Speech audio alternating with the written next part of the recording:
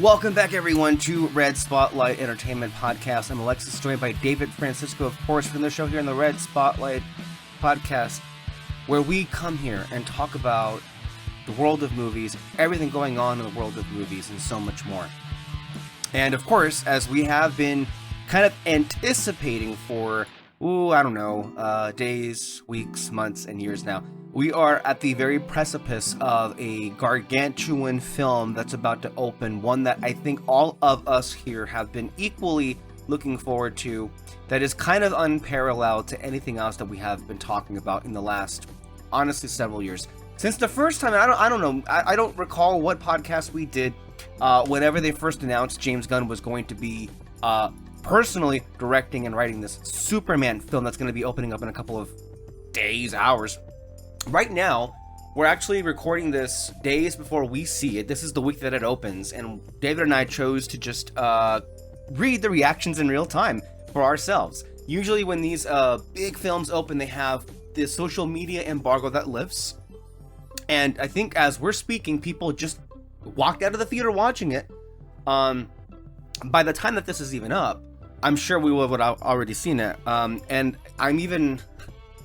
I had assumed so, but we're already. You'll see me looking down on my screen here because our friends on the chat are already like sharing some reactions. One of which I was kind of like blown away by, like, oh, okay, so that's an interesting little taste of all of that. We'll give it a couple of minutes for all the stuff to come in.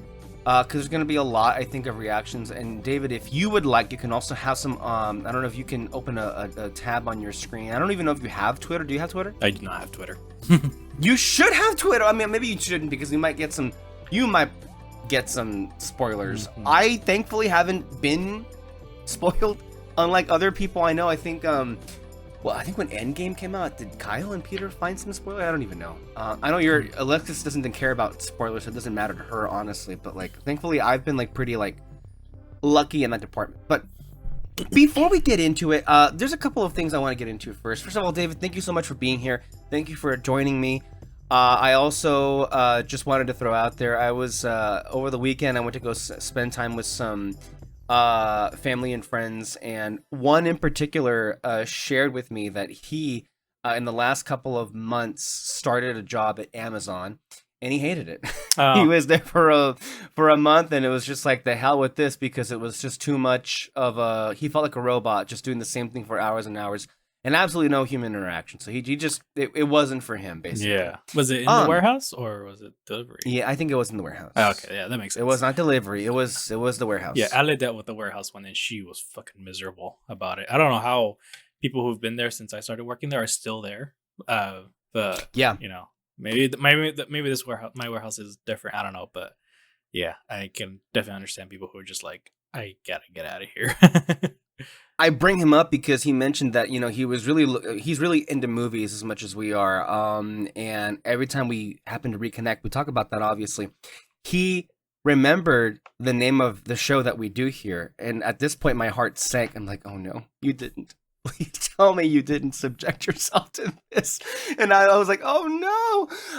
And he listened to some of the more recent ones that we did. I think this year, either from earlier this year, probably, he shouted out specifically our review of Nosferatu and Queer. So for that one, he did see it, but he just needed time.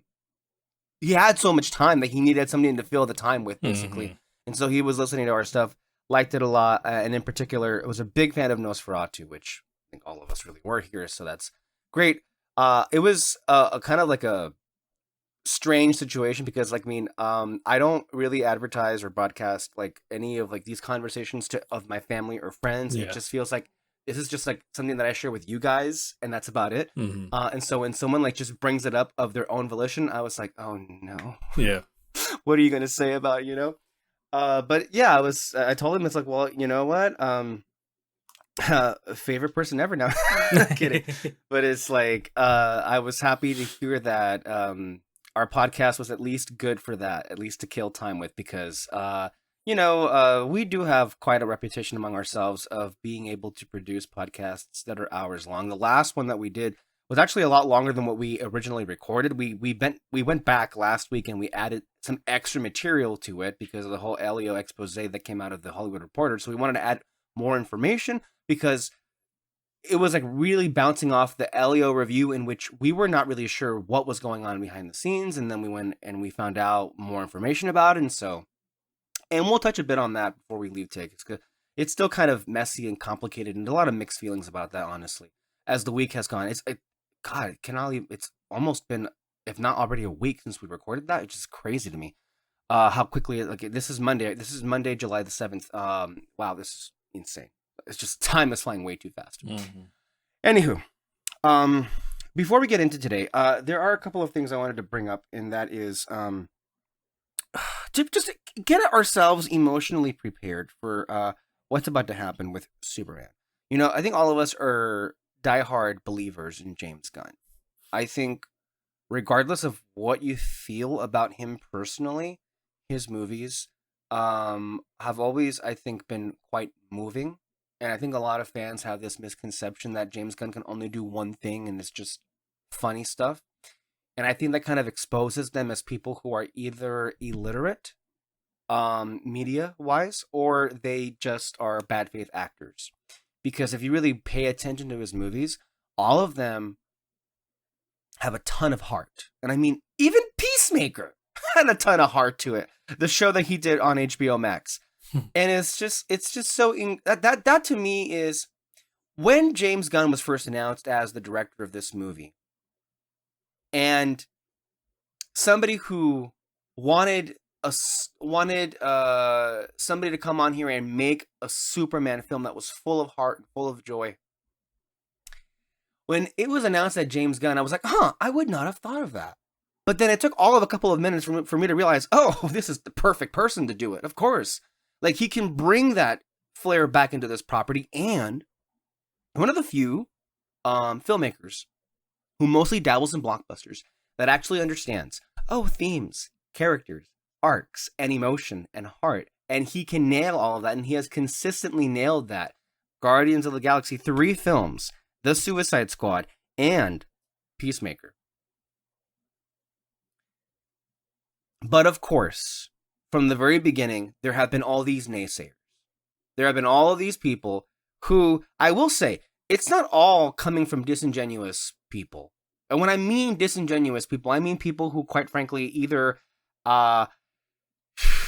just don't have any, they don't really care for the guy, and they're just kind of like, they're holding that against him for whatever reason, because they just don't really care for his things, and now they're just going to bet that they don't care about anything else. Which I think is fair to an extent because, there are certain directors out there that whenever they make a new project, I'm not really excited about because I know, none of their things before has ever really, really wowed me. So why would I care about this new one?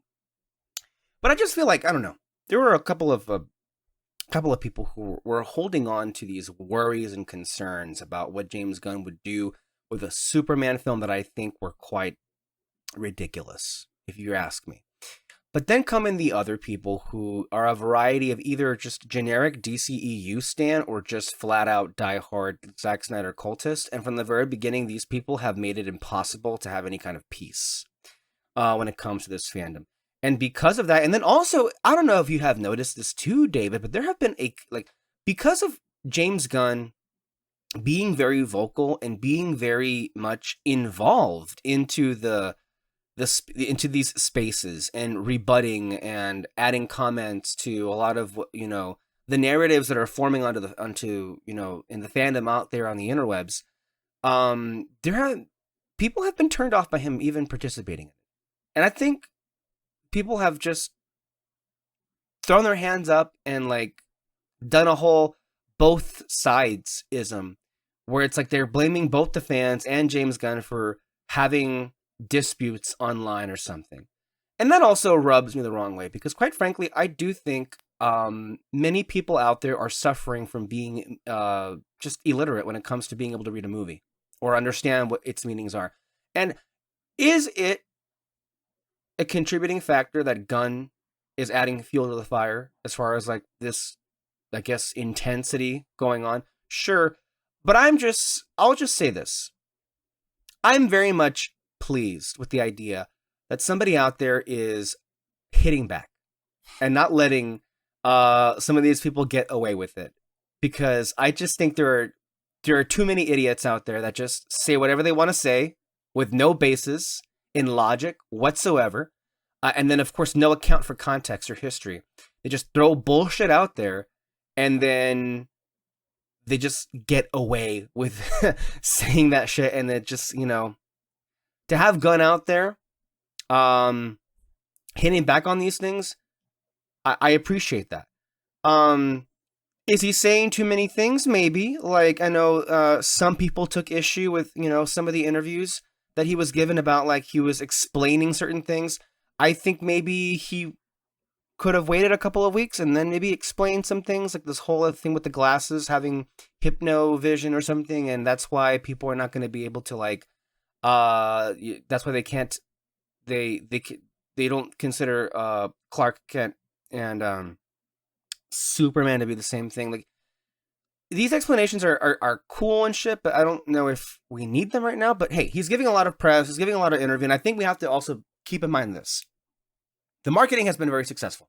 It is everywhere. Evidently, it is one of the more expensive marketing campaigns in the history of Warner Brothers, which is really interesting. And they're really, and I think it makes sense when you remember that they're kind of pinning all their hopes and dreams on this movie. That is true. So I guess, hey, at least they're putting in that effort. Hey, Disney, Pixar could use some of that love that every now and then, but didn't quite work out that way, of course. So there's that. And I have to say, I think it has been received tremendously well. Just the vibes you're getting from a lot of those interviews from James Gunn, because they're doing a lot of group interviews. James Gunn, and of course, the three main actors, David Cornsweet, Rachel Brosnahan, and Nicholas Hoult, are doing a lot of press, and I think a lot of genius press too. Like it's all been like relatable. The vibes are there. Unlike last week when we were like kind of embarrassed, like getting secondhand embarrassment at like the Disney or Pixar TikTok account, like resorting to having like a deep fake of Stitch just come on here and react to a trailer, a 2-3 months old trailer of Elio. The comparisons are night and day. Yeah. And I will say, unlike the Wicked, promotional tour, there have been no unneeded controversies. Because that was a whole thing in and of itself. And it was a memorable marketing campaign, that's for sure. But like, it got a bit weird there for a second. But I mean, what else would you expect when you have Cynthia Erivo and Ariana Grande leading a tour? It's like, yeah, I can kind of see that. They're both like theater nerds, and it got a bit weird, but it was endearing still. So whatever. That being said, with this marketing campaign, I think it's been very, very successful. I think it has penetrated the consciousness. As I said this phrase last week, I think people are going to watch this movie in droves. To give an update as to where we are with tracking, we have to keep in mind the tracking for box office has been radically sporadic these last couple of months. Like, we can say, Variety, I think 2 weeks ago, put out this range where the floor was like 90 million and the ceiling was like 150, 60, 70 million, which is a huge range that you don't see happen too often, which is, I think, them covering their asses. Like, we don't know, but we'll throw a number out there and see what happens.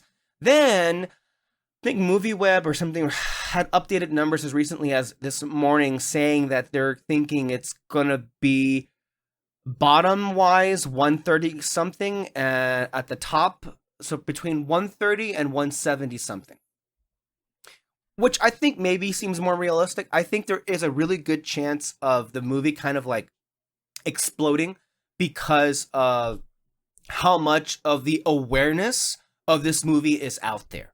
And that does change things. And I think also, once we begin to hear some good word of mouth, it's going to be, I think, a runaway freight train if it comes to that point. So, and box office is going to matter. My friend who I mentioned earlier, he was saying to me, because we were talking, and I have to also, shout out Christian, the one who I'm talking about, because he was like saying he loves James Gunn, he loves Suicide Squad, like he also in his own circle of friends was like trying to insist, like, look, James Gunn has this. And even in his own circle of friends, they're trying to dissuade him, like, no, I don't know, I'm not too sure. And he was also asking me, like, what do I think it's going to make opening weekend? And I got to tell you, it's not all that clear. It's not all that clear, but I also will say that all it really needs to do, I think, to be considered a success is, I think, what we said 2 weeks ago with Peter, which is, I think it needs to hit 700 million. At the end of the day, if it can do that, we're good. Yeah. We're solid. We're golden. Like that's all it needs to do. And I think it can do that. Oh, yeah. I honestly think it can do that. And I also want to say, as far as we're talking about box office, I think it kind of is, things are aligning in a certain way. And I'll tell you this because Superman is positioning itself not just as a comic book movie, not just as a return to DC movie, but as a family film. Superman's a family character. And I think it's coming out at just the right time because the other family films, Elio's a non-starter. I'm sorry, I keep seeing it's holding okay, but it's just not, it's not resonating. People are not going to go see it. They don't care. At the same time, I think Lilo and Stitch is beginning to sunset out. I mean, it's still getting in some people more than Elio. A shame to say that out loud, but it's the truth. But it's running out its time.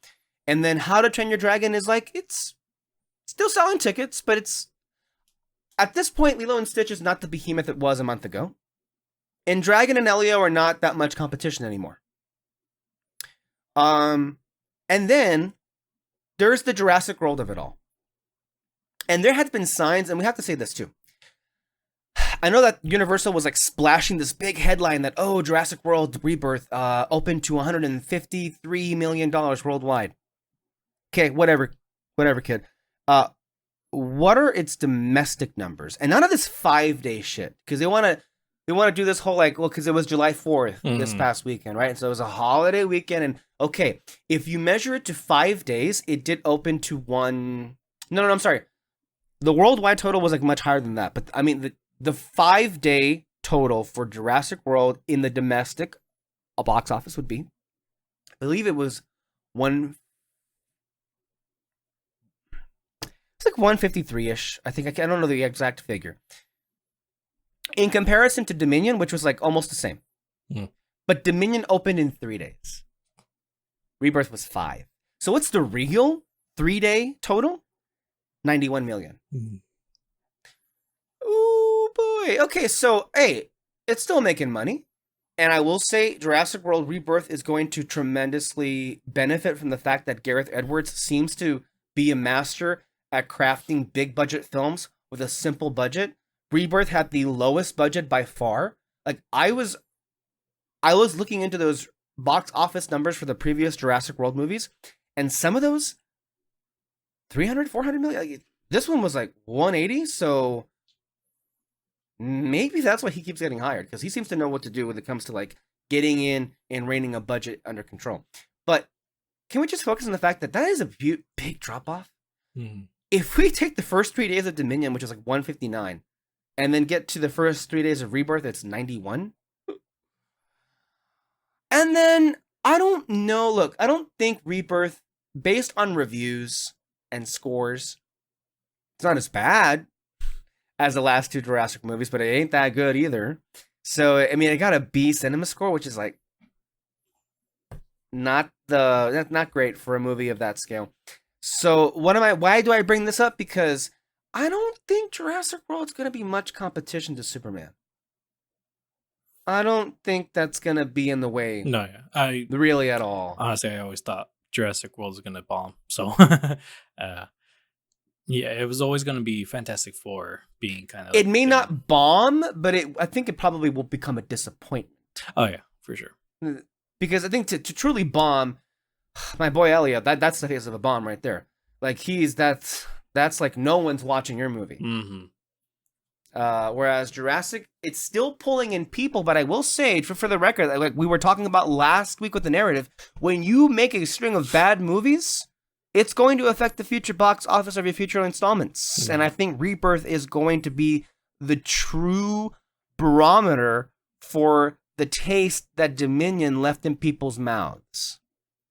However, by that same metric, one of our fears and concerns was, what would the general public think about a Superman film? And this is the really interesting part here, because there is also a world in which Superman's opening may be comes on the lower side and disappoints. And we have to have a serious conversation about what that would be. Well, to state the obvious, maybe some people were just like, enough with DC films. If it has a DC logo in front of me, I'm not going to go watch it. And if that's the case, I can't blame these people, can I? When you have a decade of just disappointing experiences. I want to shout out Vera from the Council of Geeks YouTube channel, who made this wonderful comparison between Marvel and DC movies in the video that I saw yesterday, which was her saying that when it came to Marvel movies, there used to be this like reliability and consistency to it, where it's like she compared it to like, well, if people who go to Olive Garden, they know they're not going to get the best meal of their lives, but they're going to get what they consider to be a reliably consistent quality that they like at Olive Garden.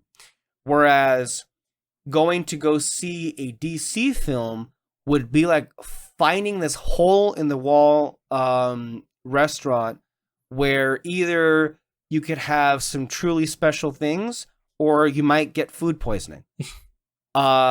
Which I think is a really good comparison when it comes to specifically like with DC films. Like you could either get a Batman or you can get Batman versus Superman. Yeah. You can get maybe an Aquaman or you can get a Justice League. Like it was, we all know what it was. So that also could hurt Superman. But what may be the bigger probably hindrance is the fact that the Marvel Studios seems to have like fallen out of the conversation.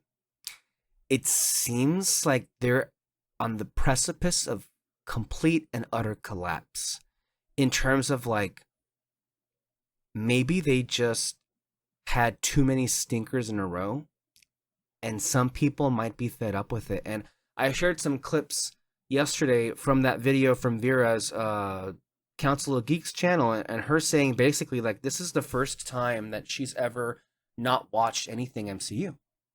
Despite the fact that she knows very well that there have been pretty good things said about Thunderbolts, ultimately, what was even more, I think, eye-opening is when she said, I've barely even been asked about it. I think we might have arrived at a moment where we were kind of anticipating years and years ago where a large number of people have said to themselves, I don't care anymore. That's not good. Now, it very well could be that Fantastic Four brings these people back. And you know what we also didn't mention? Did you see that Avengers, the movies got pushed into December? Yeah, it did get moved. So it moved to December 2026.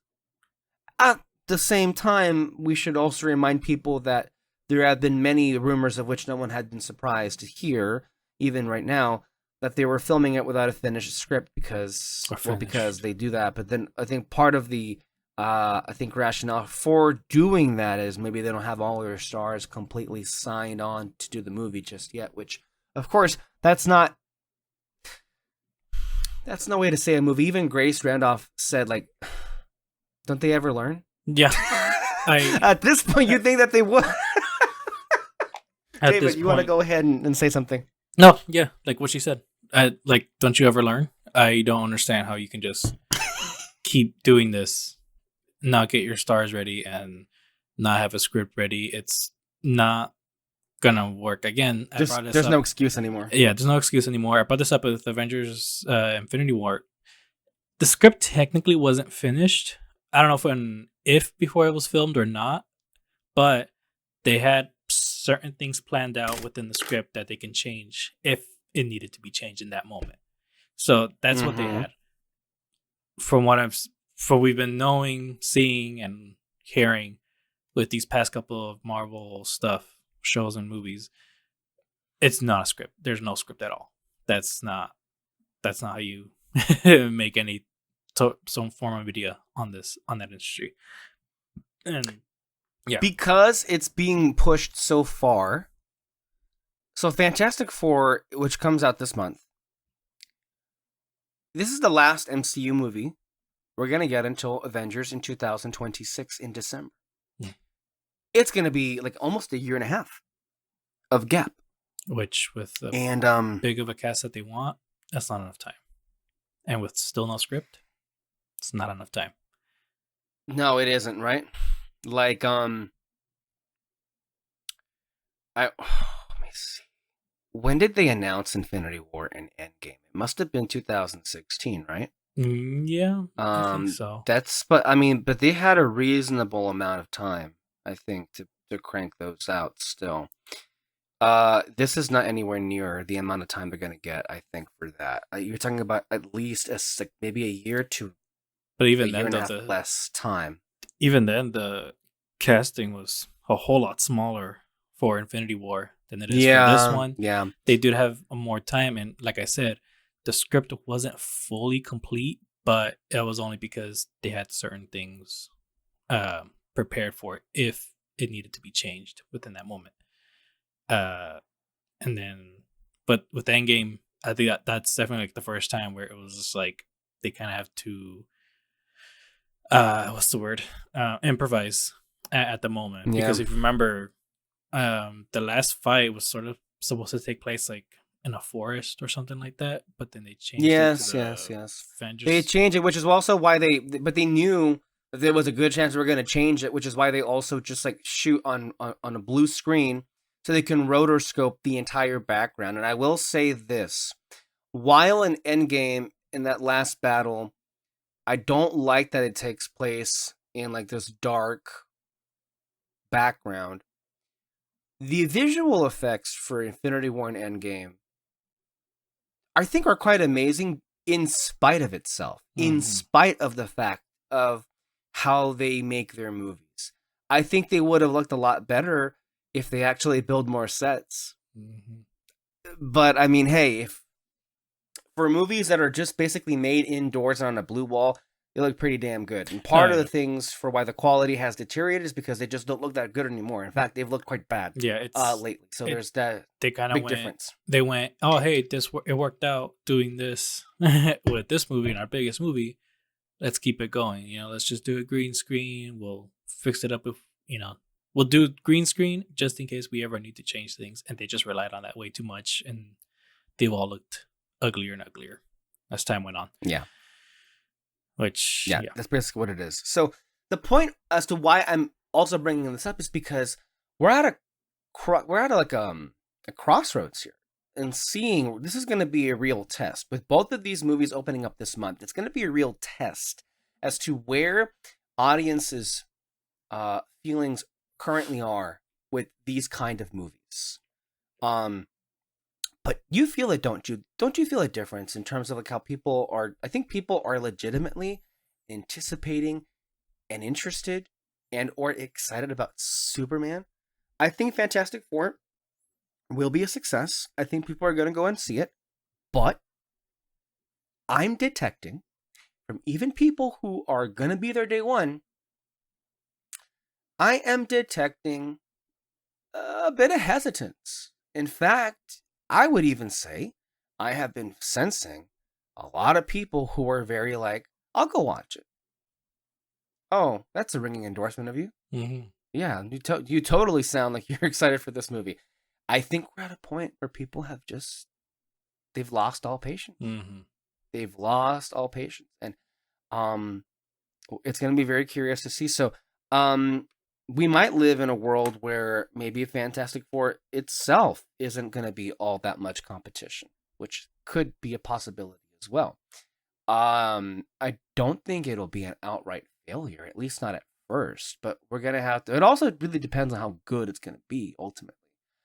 But I think what should also scare everybody at Marvel is the fact that, well, they were able to crank out something good for a change at Thunderbolts, but like Peter said himself, too little, too late. Too many people just said, you know what? I've had enough.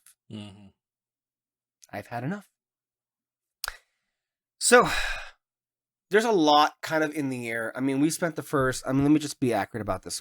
Basically the first 30 minutes just like going about like, okay, setting the stage for where we are. But that isn't even all of it, because I haven't even mentioned the Go Woke, Go Broke crowd, the anti-SJWs, basically at this point they're indistinguishable from like MAGA because they've basically like helped propel their narratives. I mean, one of the things I will tell you is like, there's been a lot of talk about like how it was that the right wing was able to like really like penetrate the consciousness and have all of their talking points, and people were like, well, the bro podcasts, Joe Rogan, and a lot of them go and work out and blah blah blah, WWE, whatever. But I would also say there are still plenty of movie fans out there, and unfortunately, some of the more successful YouTube channels are from right-wing outlets like Geeks and Gamers and that whole go woke go broke crowd. And I think that after the whole explosion of the Last Jedi situation, they were able to really feed a lot of their personal beliefs onto people because they were giving them a reason for why the movies were failing. It's kind of like how when Trump gives people an explanation for why, the working class person feels crushed, he says it's immigrants' fault, and I'm going to go crush them on your behalf. Of course, he's being disingenuous. Of course, that's untrue, but people fell for it. In the same way, when it comes to movies, The Last Jedi is a great film. And it was done dirty because some of these assholes went online and were bitching about bombs in space and purple hair and women and minorities. And it completely gobbled up the entire conversation. And because of that, and they were able to latch on also to a year later with Captain Marvel and their punching bag, Brie Larson, and they exploded onto the scene, and they were able to convince a lot of younger individuals in particular. We also saw in the returns from the 2024 election that there were more Gen Z men that were voting for Donald Trump. Well, I do think there is a correlation between people who are online habitually and are being fed narratives that they really don't really know all that better about it. Because I think there are too many people. I mean, even Bob Iger and Disney have fell for it too, which is like, I think, the reason why the movies have not been as successful is because, well, they've been too focused on being progressive, as if that's what they were doing, which they weren't. But they were too focused on giving too many stories to women or minorities, or that they were pushing down LGBTQ storylines on conservative audiences. There was a point, of course, to be made that some of these movies weren't as good, but there were legitimate reasons for why they weren't as good. But that's not what they were speaking to. We have always been saying, well, it's because Disney is a machine and they don't want to give a movie like Captain Marvel in the hands of an auteur director and actually make it good. And they depend too much on the people that they already know, which are not very talented to begin with, as we've said last week. And so the cycle continues. They have the worst instincts and the worst tendencies. And there are, and look, it's unfortunate, but there have been a lot of particular, let's just say, Disney projects that hailed the fact that they were like so inclusive and diverse as far as their cast, and yet they failed them at every turn. I mean, when you talk about, do you have an issue, David? Motorcycle. I'm just muting it. Oh, okay. Sorry, I was like concerned. It's like my heart stopped. Captain Marvel, The Marvels, Miss Marvel, She-Hulk, The Acolyte. How many? It's very unfortunate. Even Black Widow, the Black Widow movie. How many of these have come out and have been underwhelming? And of course, the very first thing that people do is they blame the women. It's their fault for why it sucked. Or it's just very hypocritical because there are just as many projects that were led by men. But then they would say, oh, but at that point, it's because they were not white. That's why it failed. So they always have an excuse in the back of their hands, basically. So I bring them up because just today, there was some comments that were made by James Gunn. And I don't know if it was of his own volition, but I will say, also on this very day, Kellyanne Conway, the woman that made Donald Trump the president the first time, his former campaign manager, went on Fox News and was basically, I think there's a chyron here that says super woke, iconic hero movie to embrace pro-immigrant themes.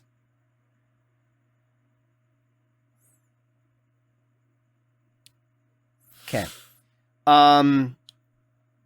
So that's the narrative they're going to cling to. We can already, I think, as we speak, geeks and gamers are writing their scripts for their reviews of the movie to have that, already out of the way with. James Gunn, of course. I don't know if it was exactly today, but this is where I first saw the comment. So, which is the reason for why I am bringing it up. Give me 1 second, my friends. I had it, and I can't. Was it today or was it yesterday? No, it was yesterday. Okay, I have it right here.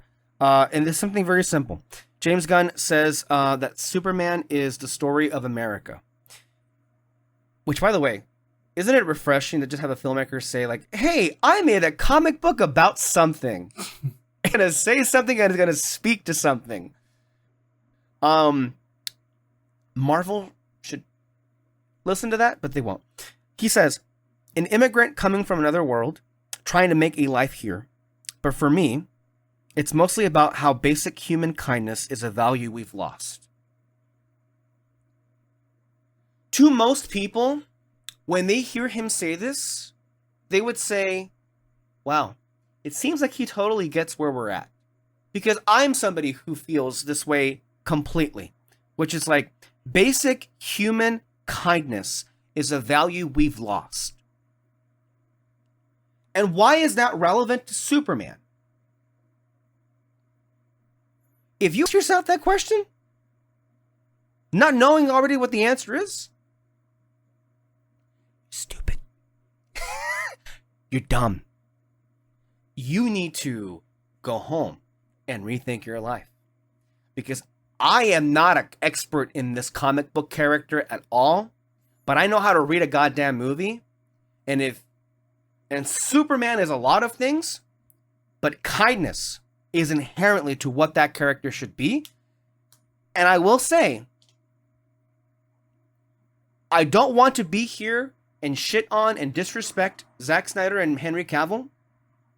But if they had bothered to know that when they made their Superman film, we might still be talking about Henry Cavill today being Superman. Because that's not something that ever came across when you watch those movies. Mm-hmm. Henry Cavill played a rather stoic character that oftentimes came across as arrogant, if not completely indifferent to the pain that he was causing. Sometimes he came across like a damn douche. So I don't think that iteration of the character was successful at all to begin with, which might be why some executives were very okay with the idea of Zack Snyder doing, instead of doing a Man of Steel 2, he just went ahead and did BVS and then killed the character then and there. And then, of course, that just went into even more problems, blah, blah, blah, blah, blah. But we are already seeing the fight take shape before the movie even opens about what this already is. And if it's one thing to get picked up by geeks and gamers, it's already gotten picked up by Fox News. I'm pretty sure we're going to see the president go on Truth Social and post about this. Because like, if this already has Fox News and Kellyanne Conway's attention, here we are. So, wow. Talk about making it political. I thought you people were the ones that said we shouldn't make movies political.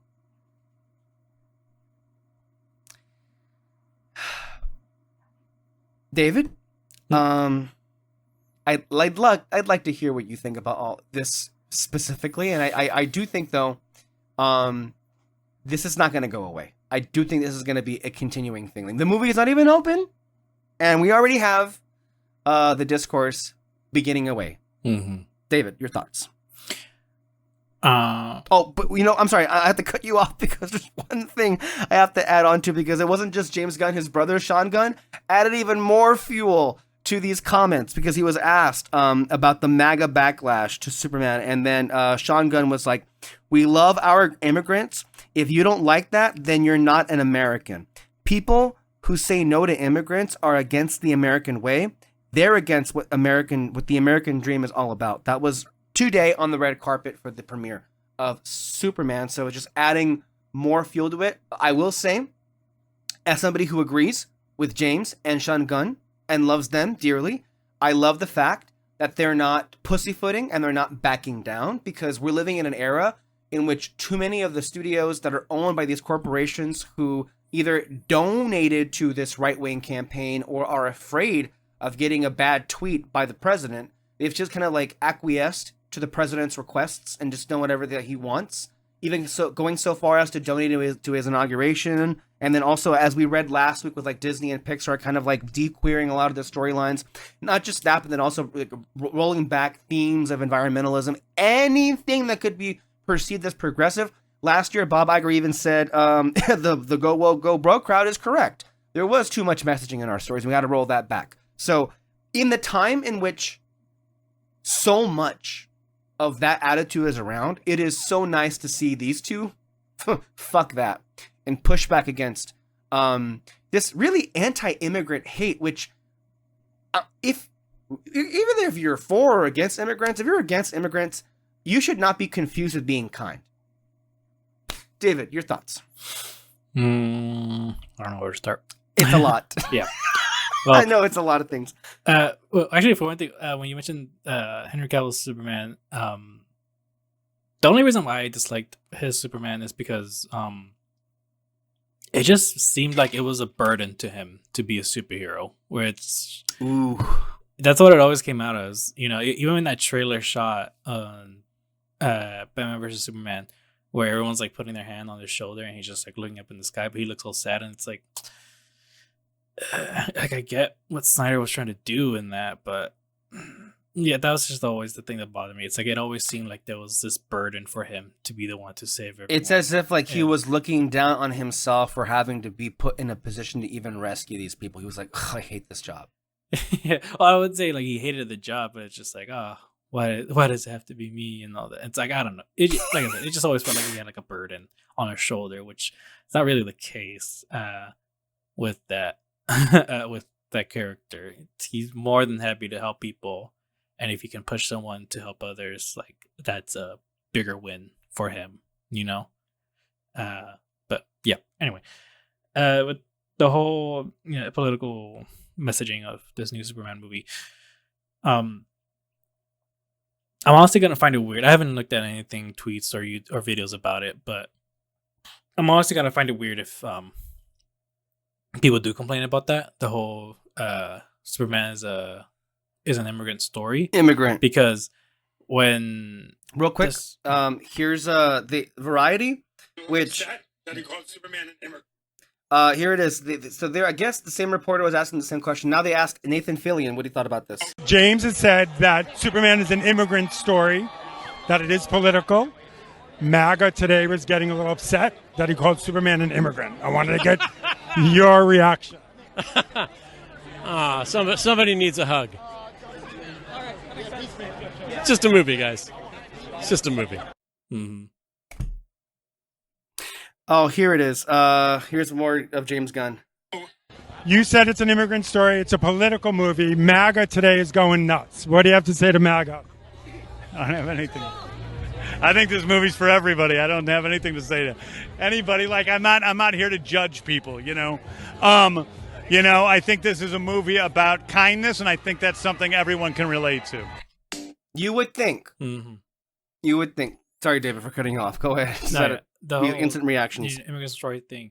When stories were coming out of a new Superman movie coming out, I can't remember what exactly or what Superman news was coming out, but there were people complaining like, oh, they're gonna swap his race for this new movie or something. Like, what's gonna happen?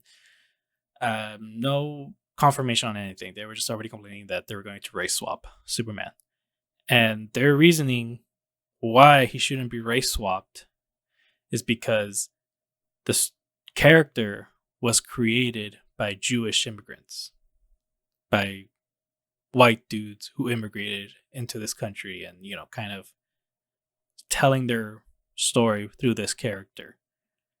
And it's like, okay, so now we can't bring up that for trying to come up with a story for this character. Like, again, I haven't seen any videos of people maybe complaining about this or bringing this up.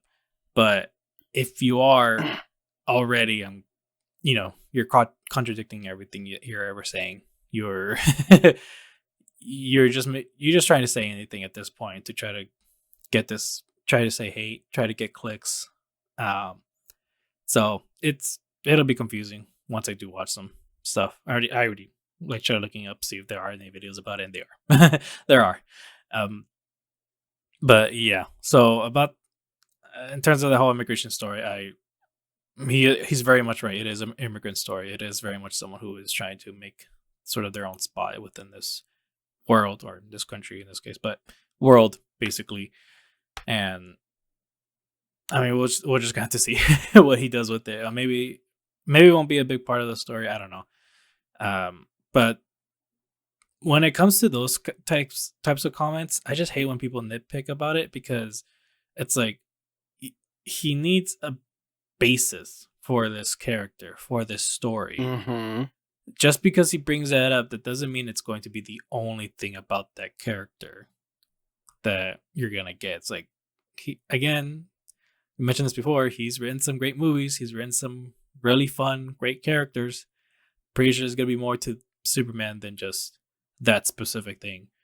I'm sure he will be funny. I'm sure he will be, cool when he saves people. I don't know. So the point is basically, if you're gonna focus on this, you want a fight and you want clicks. Basically, is what you're gonna be doing. You're not really interested in having an honest conversation. Like, you're talking about people who, ideally, when you go into a movie, you want to like it, right? You want to have a good time with it. You want to interact with it, and clearly, the people who we're talking about here are not really focused on any of that. They're much more concerned with, like, how can I use this to, prop up my beliefs, to prop up my narrative, basically, is what's happening, right? Here's more of the comments that James Gunn said. He said, yes, it plays differently, but it's about human kindness, and obviously there will be jerks out there who are just not kind and will take it as offensive just because it is about kindness, which I think that's true. There are plenty of people out there that just because it's about kindness are going to be put off by that, but screw them, he said. He continued, yes, it's about politics, but on another level, it's about morality. Do you never kill no matter what? Which is what Superman believes. Or do you have some balance, as Lois believes? It's really about the relationship and the way different opinions on basic moral beliefs can tear two people apart. You see, that gets me excited for this movie even more. Yeah, that's what I want to see right there. That's like great material to work off. And then some other reactions to this, which I thought was funny. This guy was looking at the reactions today about this whole immigrant situation, and then of course this person, Gunnar Dobbins, retweets it saying, I love when people try to escape it by going, he's a naturalized foundling or was born in a pod. Like Ma and Pa Kent didn't break mountains of laws in fabricating and lying where and how they got him, and every single paper needed to adopt or identify. That was actually in Smallville, the television show. It was. I've seen that clip from that, and it's a very good clip. Oh, he's okay. Yeah, I was gonna explain anyway. it, but yeah, basically, I mean, to people who haven't seen it, basically, Clark's dad, he made a deal with Lex Luthor's dad to try to get like birth certificates and like all kinds of stuff that he needs to basically show that he's like their son. They adopted him, I think. Or yeah, I think they adopted him for sure, and that he is a citizen. And in doing that, Lex's dad was like, "Hey, I need you to do me a favor now," and he basically got someone to lose their farm or something like that. And Clark was all mad at him, like, "How could you do that?" It's like, "Well, I did it for you. Sorry." Blah blah blah. It's an interesting scene, but yeah. So there, it was cool that they explained on that. I doubt they're gonna go into detail about it. I don't know, but yeah, it was cool.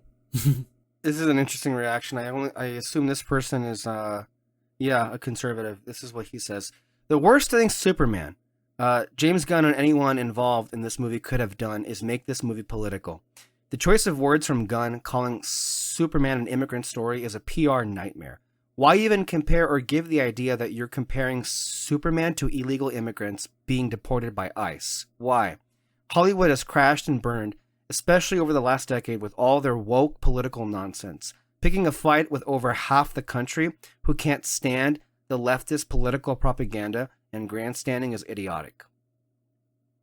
It's always funny how they frame it as like, why are you picking on us? Why would you want to fight with us? It's not fair. And yet these people are constantly looking to screw everybody else over.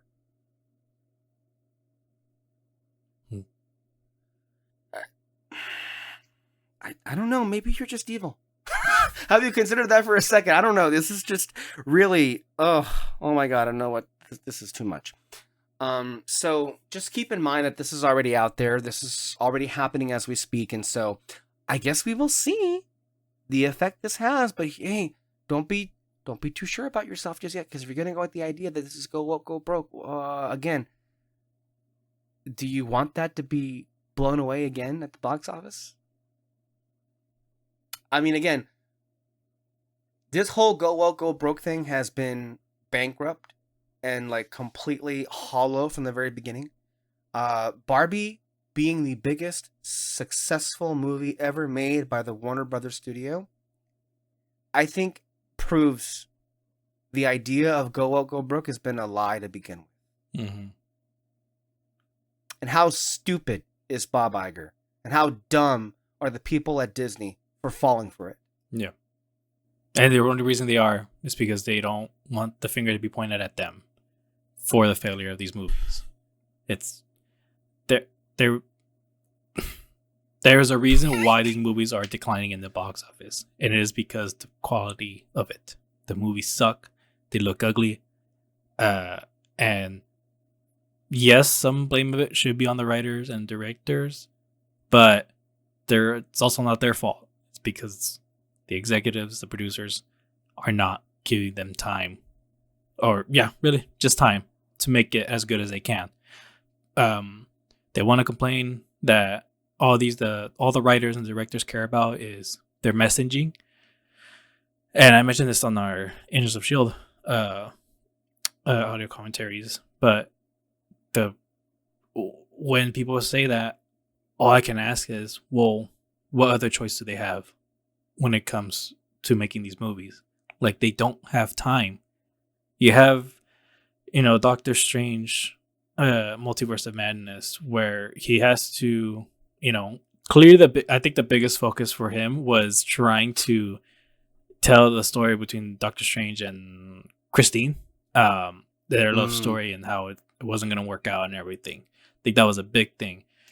And then also making Scarlet Witch a villain, trying to weave in why she became a villain, why, what's her motivation, what's her plan, and everything. But there were things that just weren't working out, whether that was the writer's fault or whether that was Kevin Feige being like, oh, I want you to write this in. I want you to write the Fantastic Four character into this scene. I want you to write fucking, what was it?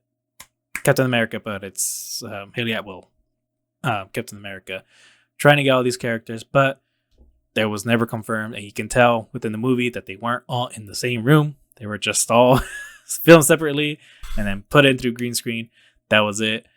And then trying to fit in the whole multiverse of madness-esque type of story to do. And there's, again, doing all that without a script. Directors themselves have said it too. It's just like, sometimes we get a new piece of script and we got to work with it. And so there's that. And then weave in all that with America Chavez's character, where it's just like, at some point, I feel like he just gave up and a character I forgot even existed until you mentioned her name. Yeah,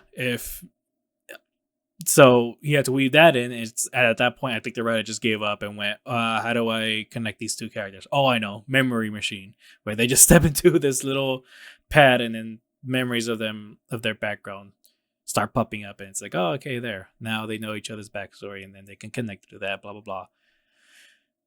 I mean,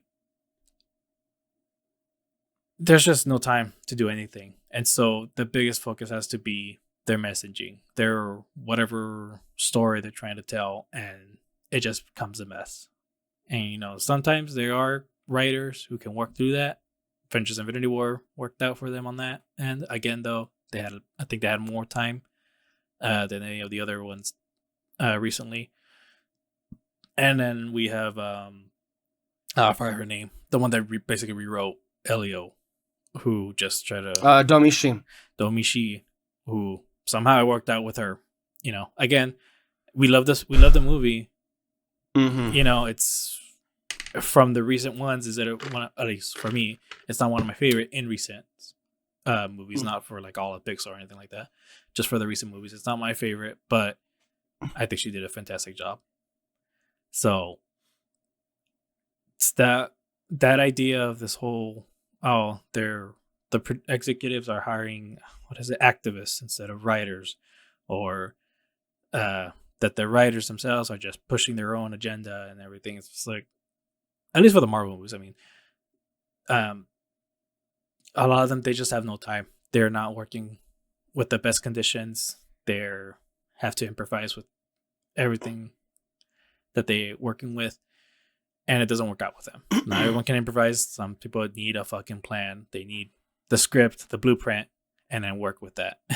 But Kevin Feige, Bob Iger, even Kathleen Kennedy, I'll put her in there too. They don't do that.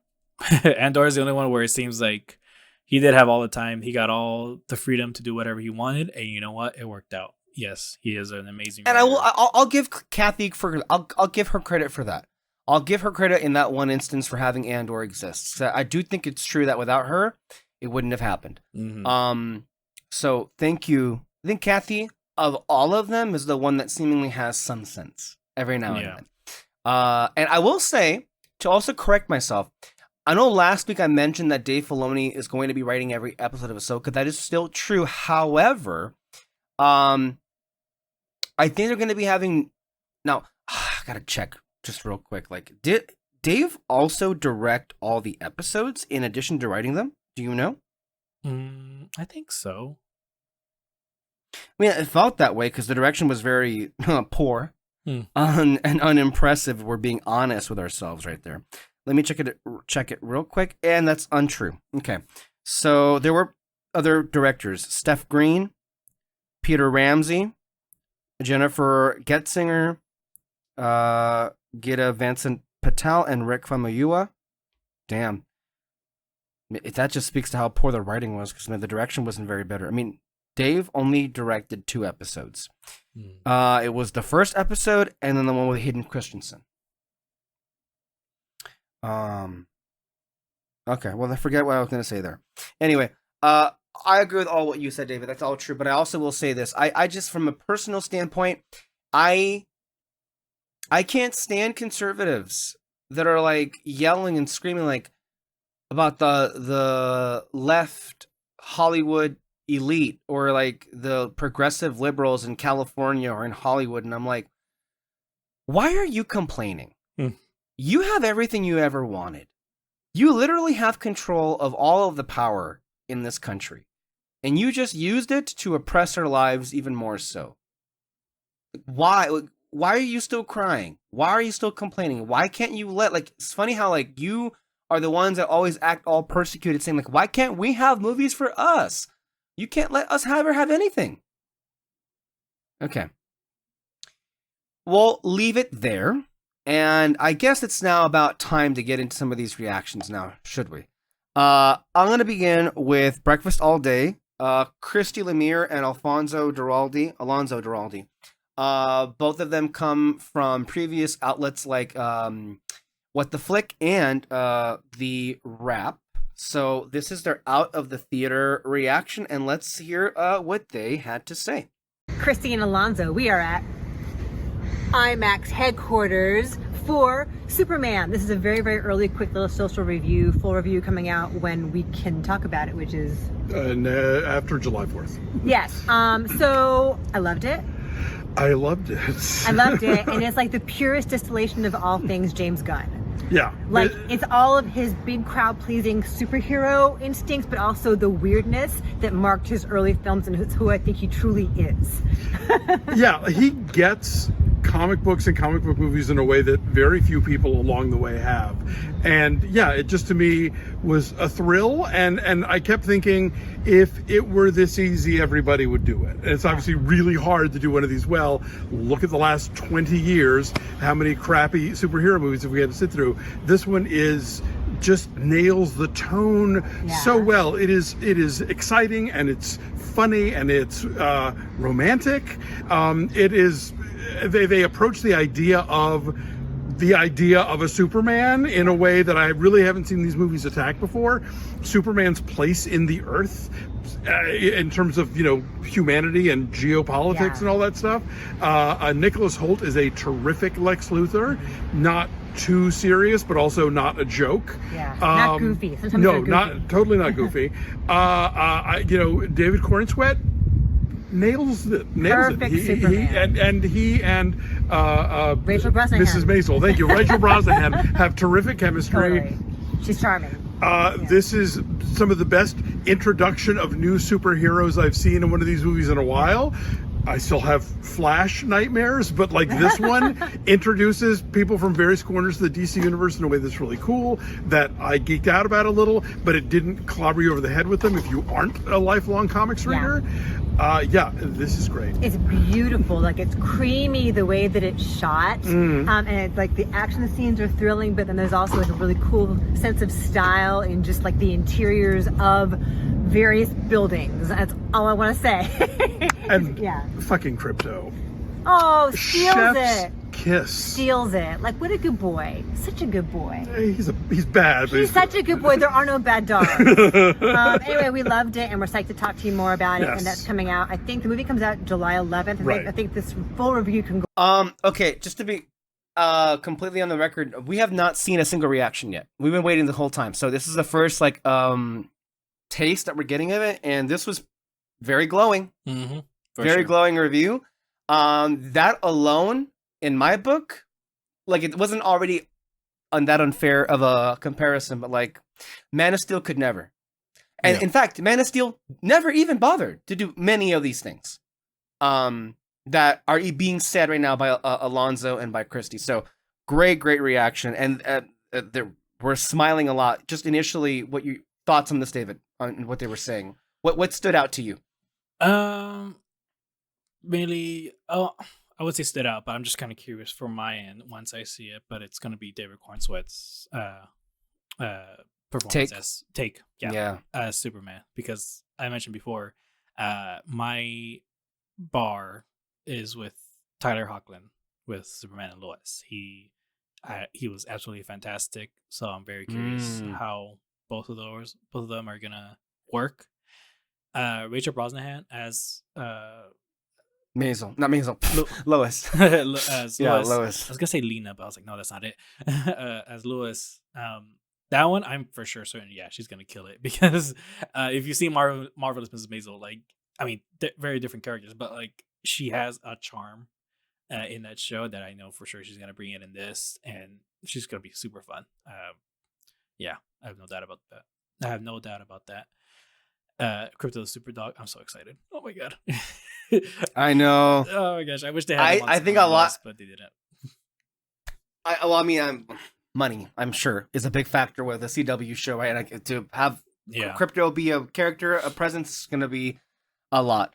I will say, it's gonna be so funny if people walk out of this loving Crypto, and I think they are, when so much of the hand wringing and so much of the doubt about Superman is tied into even including Crypto into the movie.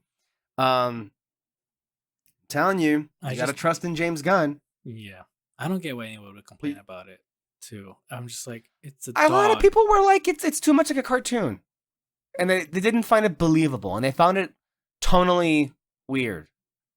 I will say there are plenty of people out there who just don't vibe with Gunn, and if that's the case, well, sucks to be you. Yeah, that's all I'm gonna say. It really does suck to be you if that's what it is. Here's another reaction, Brandon Davis. Here, welcome back to the channel, and in this video, it's going to be my spoiler-free reaction to Superman. This video was recorded in June, after I saw the movie for the first time. By the time you're seeing it, I think I've seen it twice, but I wanted to capture my immediate reaction just to be super authentic and immediate. I loved it. I thought maybe there was a little bit of like some pacing stuff that felt a little weird, and so, like early on, but then once it got in a rhythm, I mean, I felt like it just, not to make a pun here, but it took off and it never looked back. I think David Corenswet was a phenomenal Superman. This is like, I want to be him. It was such a rich character, and the scenes with Lois and Clark, Rachel Brosnahan and David Corenswet have phenomenal chemistry. Actually phenomenal chemistry. Nicholas Hoult was great as Lex. I mean, the all-star Superman inspirations for Lex are so clear, and I think that made for such a good dynamic and tone for the movie, and such a good villain, I guess is what I should say. The tone of the movie is very kid-friendly. There's some like adult moments, nothing immature or like that, something like kids can't watch, but things that like adults will appreciate and understand more than kids will, but it's very family friendly. Mr. Terrific steals scenes entirely. He's a star. The Daily Planet group is great together. I just felt like this was a comic book, a cartoon come to life in really, really great ways, in ways that we haven't really seen from comic book movies as of late. It just really felt like I watched a comic book really just come to life. And I loved it. And I sat here and I said, I just walked out of the theater. Am I just like loving the movie because I got to see it early and I'm like in this crowd where, you know, the costumes are right behind me, as you can see. Like there's the Superman suit. I'm watching it on the Warner Brothers lot. It's not right there. So already getting something of a clear indication there.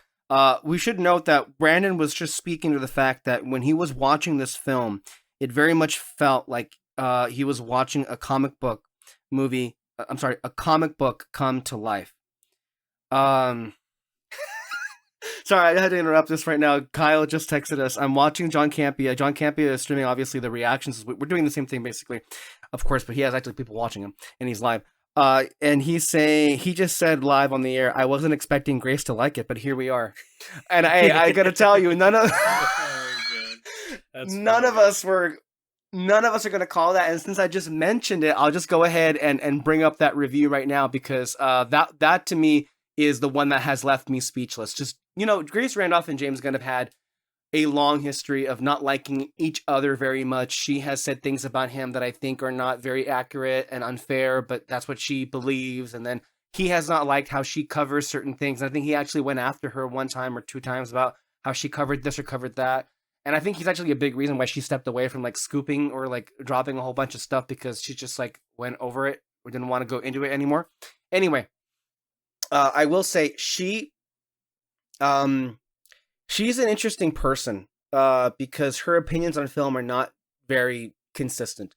I think openly she does not like Guardians of the Galaxy or Volume 2, and she hated the Suicide Squad. Like, she despised it. However, she loved Guardians 3. So, again, you can't track that, and now things have changed here too with Superman, which apparently she seems to love, because this is what she says. Who, again, I can't think of a bigger Gunn critic than Grace Randolph over the years. She says, this is the best Superman movie to date. I didn't think she would ever say that. This is the best Superman movie to date. When James Gunn gets out of the way and lets his work speak for itself, it's incredible. And I think she's talking about how James Gunn has a huge media presence and just involves himself into the arguments. That's what she says. When he gets out of the way and lets his movie speak for himself, it's incredible. She says it's not perfect, but darn close, and made me a believer in Gunn's DC. That's a big fucking statement, honestly, because she's one that's, I'm sorry, she's just, to be fair, she's very inconsistent and you never know which way she's going to go. But at the same time, you know, she's just been very skeptical about James Gunn being able to like deliver something that would be good for DC. And then also Superman. I think she was one of the first people who was very, not disturbed, but just very put off at the idea that, what's it called? That James Gunn would do a Superman movie and do it well. So I gotta say, from my my instant reaction, that was not on my bingo card in 2025. That's for sure. Grace Randolph saying that James Gunn has made the best Superman movie ever. No, I'm sorry. Like, I don't think anybody could have called that. That was just crazy. Let me go ahead and play Perry Nemiroff. And let's see what she thought of Superman. The social media embargo has lifted for Superman, so right here are my brief thoughts on the movie, but many, many more to come later this week. I will begin by telling you that James Gunn's Superman just made me so damn happy. The movie is loaded with exhilarating set pieces and some very well-placed humor and levity, but the beating heart of this story is Superman's humanity and his insistence on doing good and just making the world a better place. David Corenswet brings such an infectious determination and warmth to the character that it really does make that pursuit all-consuming and impossibly heartening. Making that an even more robust aspect of this movie is the fact that James Gunn and the team never shy away from exploring the challenges that one might encounter when trying to navigate our reality while holding tight to those particular core values. The chemistry between Corenswet and Rachel Brosnahan is just off the charts, and I especially love how the two characters challenge each other for the better throughout the story. But it also feels really important to emphasize that Brosnahan is a true force as Lois Lane in this movie, all on her own. They do need each other in this fight, but she's not wholly defined by their relationship or her job for that matter. She's got her own view of the world and approach to navigating it. She powers through this story with real agency and is also very key to moving the overall plot forward. To touch on some other standouts for me in the ensemble here, I will begin with Eddie Gathegi as Mr. Terrific. Just couldn't get enough of that character's style, his tech, and the way that Gathegi carries himself in the role. Then there's Maria Gabriela de Faria as the engineer, just sky-high screen presence and some top-tier action, but I also found that she added just enough internal complexity to keep you leaning in. Then I want to point out Anthony Carrigan as Metamorpho, because that right there is a lot to have to sell in a minimal amount of screen time, at least compared to the movie's main players, and I thought he just did so beautifully. I do wish the Daily Planet team, though, beyond Clark and Lois, made a bigger impact on the story.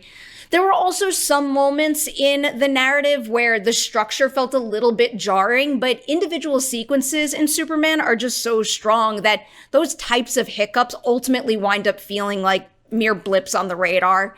The story build is very much there, and it's successful in a number of respects, but especially when it comes to Superman coming to understand who he is and how he can best influence Earth.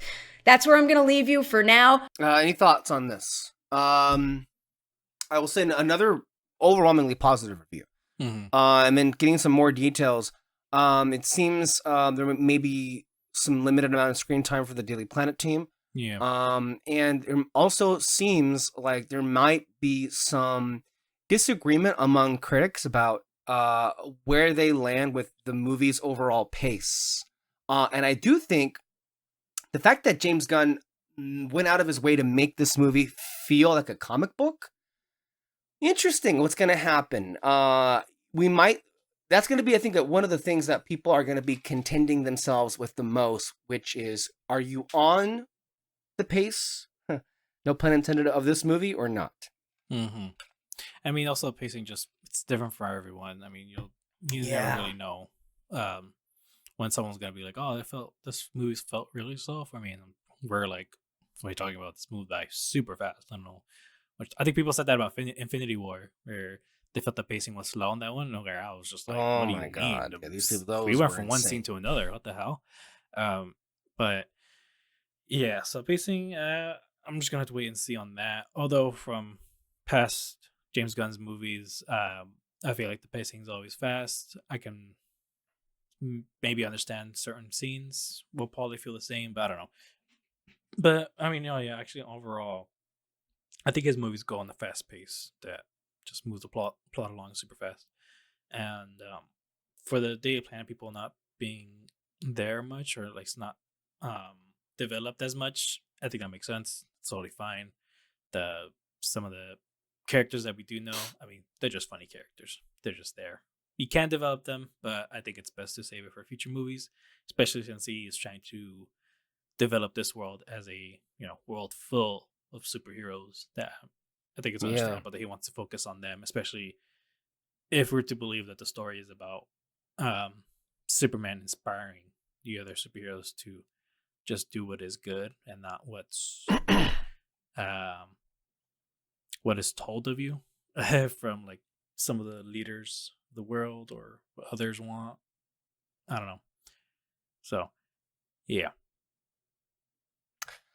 Here's Jeremy Kasiva. Cause I don't know. He's with I think Geeks Vibes Nation. He says James Gunn absolutely nailed it with Superman. From the music and the VFX to the camera work and humor, he crafted the ideal, lighthearted, kid-friendly family film for the summer. Every character had standout moments, especially Crypto. Okay. Here's Sean Chandler. He says he left the theater with a smile on his face. It's possibly the most comic book-y live-action comic book film ever. It fully leans into the wacky sci-fi. It really feels like a comic book or Justice League Unlimited on screen. Interesting. Joseph Declemere, James Gunn and the cast really bottled that classic Superman magic into this film. As someone who grew up buried in DC Comics, this felt like watching my childhood leap off the page in real time. It's for families, comic book nerds, and anyone who has ever loved a good dog story. Randy Jones, Superman is the best. Man of Steel is the best the Man of Steel has been all millennium. Gunn's take is a smart study with a compelling immigrant diaspora arc at its core. David Cornsworth nails the Clark's truest nature, a Midwest dork trapped in a hunk body, instilling hope for all. Emphasis on hope. I like hearing that. We already read or had a reaction from Brandon Davis. Here's Brandon Lewis. He says that the movie is thrilling and earnest, a comic book brought to life, with James Gunn asking intriguing questions about heroism and self-actualization, alongside wildly creative uses of Clark's powers. Its narrative sprawl leads to some character shakiness, but the new DC hits hard. Chris Parker, the movie left him with a giant happy dumb grin. David Cornsweet embodies Superman in such a perfect way. This is an actual comic book come to life.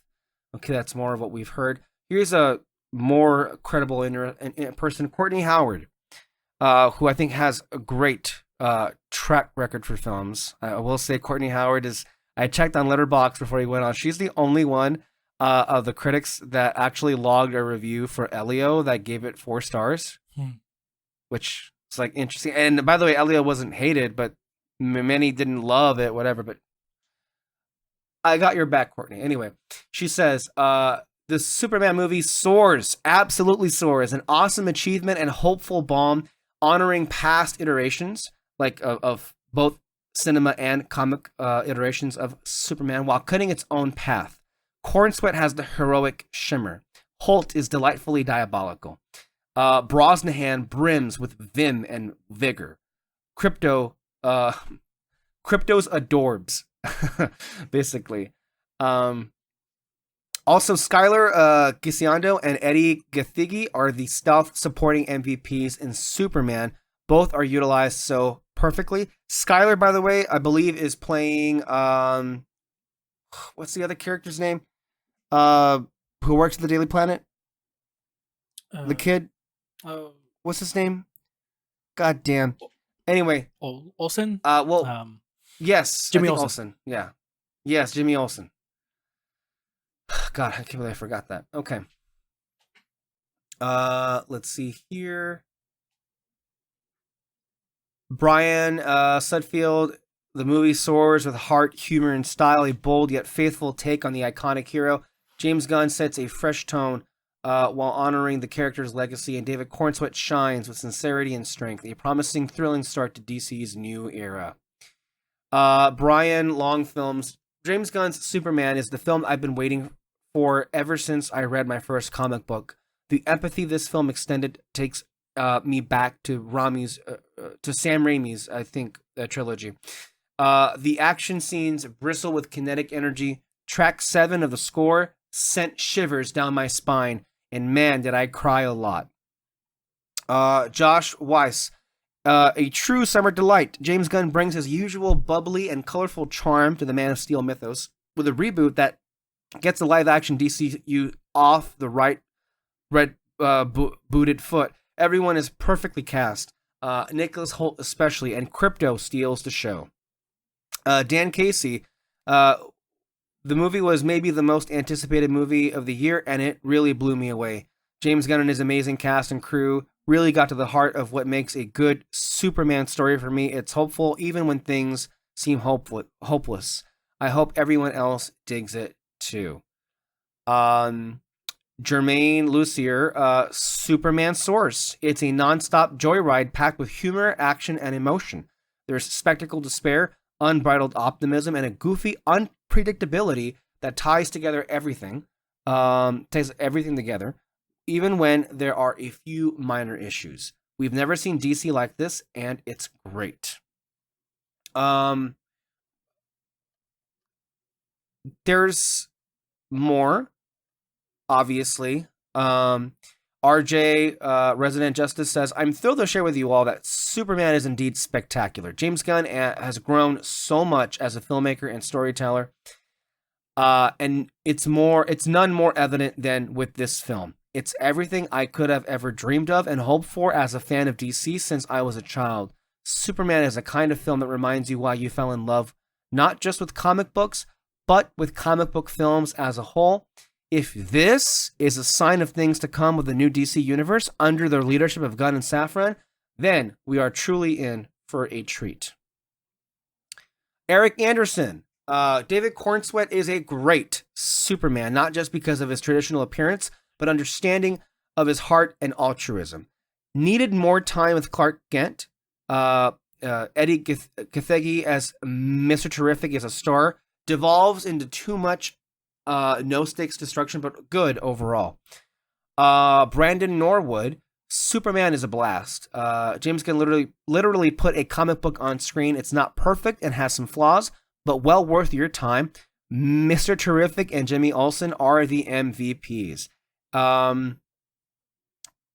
Let's see. Anthony Gagliardi. The movie is visually stunning. A visually stunning spectacle ripped straight out of the comics. James Gunn reclaims the symbol of hope with a bold, triumphant rebirth of a timeless hero. Cornsweet stands tall as the man of tomorrow in a film that wears its heart on its cape and dares to dream big. Ryan McQuaid. This is, I think, seems a bit more mixed. Superman has many high and low moments, but Cornsweet and Holt average everything out with darn good performances. Curious to see more from these characters, but hope the story and visuals are better. Some of the CGI was rough. Very Saturday morning cartoon. Crypto, good boy. Okay. That was on the more mixed to negative side. Let's see here. While this is Griffin Schiller. While it took a minute for me to get on its wavelength, there's no denying that James Gunn's Superman will define the icon for a new generation. A proudly punk rock rebuttal of the cultural shift towards cynicism and dehumanization that's incredibly on the pulse, raging with authenticity and sincerity. It lovingly captures the very soul of Big Blue, filtered through the singular lens of James Gunn. For better or worse, mostly better, this is one of the most handcrafted and authored superhero films, or I should say auteured superhero films I've ever seen, pulling heavily from All-Star Superman and the animated series. Big screen Superman has never felt more vibrant and alive, relatable and human. I fell head over heels for Cornsweet and Brosnahan, while Holt's Lex is perfect, deliciously petty, obsessive, vindictive, and Gunn finally gives Superman and Lex Luthor their long overdue Batman and Joker moment. Walked away instantly, wanting more of this world, these characters, and the DCU at large. That was a big ringing endorsement of that one. That was a fun one to read. Okay, let's see here. Rosa Para says that the movie, narratively, it's fitting of today's climate, and tonally, it's very reminiscent of Gunn's previous superhero work. It hits a personal chord with me. Don't get me started on crypto. That dog is adorable. Mike Ryan. I absolutely loved James Gunn's Superman. Big themes, but still pure joy. It put me in a great mood, which isn't often these days, and it's the happiest I've walked out of a theater since Top Gun Maverick. Let's see here. Notice I haven't stopped. I don't know how long I've been reading at this point, but it's like I'm trying to catch as many of these as much as I can. While I find the next one, David, just your take. From what I can tell, this seems to be overwhelmingly positive. No, yeah. I mean, I kind of expected that for James Gunn to just make a fun movie for sure. I mean, once I see it for myself, I'm kind of curious how I'm going to feel about it. The trick, of course, and I said this to my friend Christian, is like expectations. Don't let the expectations carry you away. Mm-hmm. Like all this, whatever this is, don't be the victim of being hyped up. It's like all of this stuff is just like be informed as to what others are feeling about it, but that doesn't mean you're gonna like it. And I will say, it's like before we leave the podcast, I want to touch a little bit about Elio and Pixar, but like, how many people were saying Inside Out 2 is the best movie ever made? Mm-hmm. Well, not really anybody, but they were all saying it was really, really good. And then we watched and we were like, what? Yeah. What? What's going on here? So it's like, I will say though, I don't know if we're going to be like, we love it, it's great or whatever, but it's like, it's James Gunn. I think if history is any indication, I think it's going to be a good time. And clearly, a lot of these people feel that way too. By the way, David Cornswood apparently is only 2 years older than I am, and that is terrible. Because that is, oh my god, that is awful. I'm sorry. Go ahead. Go ahead with what you were saying. No, yeah, like I said, pretty sure it's gonna be fun. I'm curious to see David Cornswood's performance. I think he's the only one that I'm kind of like be pretty critical about, just because Superman really is just a great character, and like I said, Tyler Hoechlin is really, really fun. Also, I can't remember his name, but he was in that one movie, Novocaine. He voiced Superman in My Adventures with Superman and Lois, which is a great show. Highly recommend. Mm-hmm. So yeah, his thing is what I'm curious about the most. Oh, and I had no doubts about Nicholas Hoult as Lex Luthor. I don't think I've ever been disappointed in a performance by his, or like disappointed in a movie that he's been on. Like he is an amazing actor, and yeah, he's gonna kill it with this character. He's an amazing actor, and I will say fairly underrated too. I think he's been very underrated and underappreciated. And hopefully with this movie, he's gonna get more attention. Honestly, I hope so too. Because yeah, it is kind of weird. Like he's an amazing actor, but not. I don't know. Not many people get too excited about him. He's been on the scene for a minute now. He's been over 10 years. He's been on the scene. He's been in a lot of movies too, but still, he seems to get very little credit for everything he's in. Yeah, it's like when people see a movie that he's on, they're like, he's great, and then that's it. But like, no, not many people like bring him up to be like, oh, well, I like him to play this character or something like that. Like, you know, the conversation around him is not the same as like everyone else. It's like someone like Timothée Chalamet or something like that. I don't know. It's pretty crazy. But yeah, everyone else, I'm excited. It's going to be fascinating to see what the naysayers of this movie are going to latch onto. I think from what we've seen so far, some of the negatives have been the pacing and inconsistency in tone.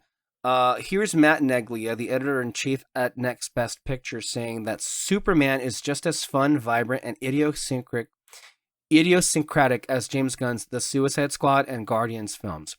Yet it still captures the empowering, hopeful spirit of the comics. His distinctive style and offbeat humor, along with the crowded cast of characters and narrative bloat, may not be for everyone, but Gunn was never going to please everyone, no matter what he did. For me, it mostly works, especially because Gunn shows such a deep understanding of what Superman should represent in 2025 while staying true to what the character has always stood for. David Cornsweet, Rachel Brosnahan, and Nicholas Hoult all feel perfectly cast in their iconic roles. And yes, Crypto is awesome. But it's Eddie Gathegi who unexpectedly steals the show as the calm and cool Mr. Terrific. There are moments where the film soars and surprises, stumbles and falls, but it's consistently energetic, full of promise, and delivers a hero audience can look up to, relate to, and believe in as DC Studios looks toward the future. And then Josh Parham from also Next Best Picture, I think seemingly maybe the most negative review just yet from what I was able to glance at, saying that Superman is weighed down by a needlessly convoluted plot, bordering outright muddled, and a mix of tones that never quite settles. While its spectacle is engaging, Cornsweet's performance is the real stunner, delivering an incredible presence. Holt is good but underutilized. So this is a negative review for the most part, but even in this negative review, David Cornsweet's like, hey, but he's great. Mm-hmm. So that's when you know we're in for something really good with David specifically because if in a negative review you're still being said, well, but you're great. Ooh, that you're in for something really interesting here for that one. So let's see here. Hoa Trambui says Superman is the closest thing we'll ever get to a live action Saturday morning cartoon. The cast is literally perfect. It's a shame it looks like that. Shit. Damn. It's gonna be interesting. Interesting very much indeed. Eric Goldman says he loved Superman. James Gunn embraces the earnest, sometimes lovably corny side of comics and their super fun concepts in a way that evokes Raimi's Spider-Man. Cornsweet and Brosnahan have great chemistry and perfectly embody Clark and Lois. And Crypto is the best, obviously. Here's one. Let me just glance at it to make sure it's a genuine. I don't know if this is a real review, but it's gonna be fun to read. Okay, this is let's see if it is. This is a Letterboxd review that somebody like screenshot and put it on Twitter. A review of the movie. Yeah, holy fucking shit, this rips. As a noted modern comic book movie hater, I genuinely think this is the best one. It has such a unique visual identity, and I absolutely loved it. Which, by the way, contrasts with some of the other critiques. So I think this is another dividing line. Is visually how it looks. I've been seeing some people say they don't like it, but this person just said that they loved it. So that's interesting. That's an interesting point of divergence for sure. Continuing on with the review. About as far left as a comic book movie could be, we have reached new levels of we are so back that we have never seen before. Very anti-Israel, which is awesome to see from a main, right?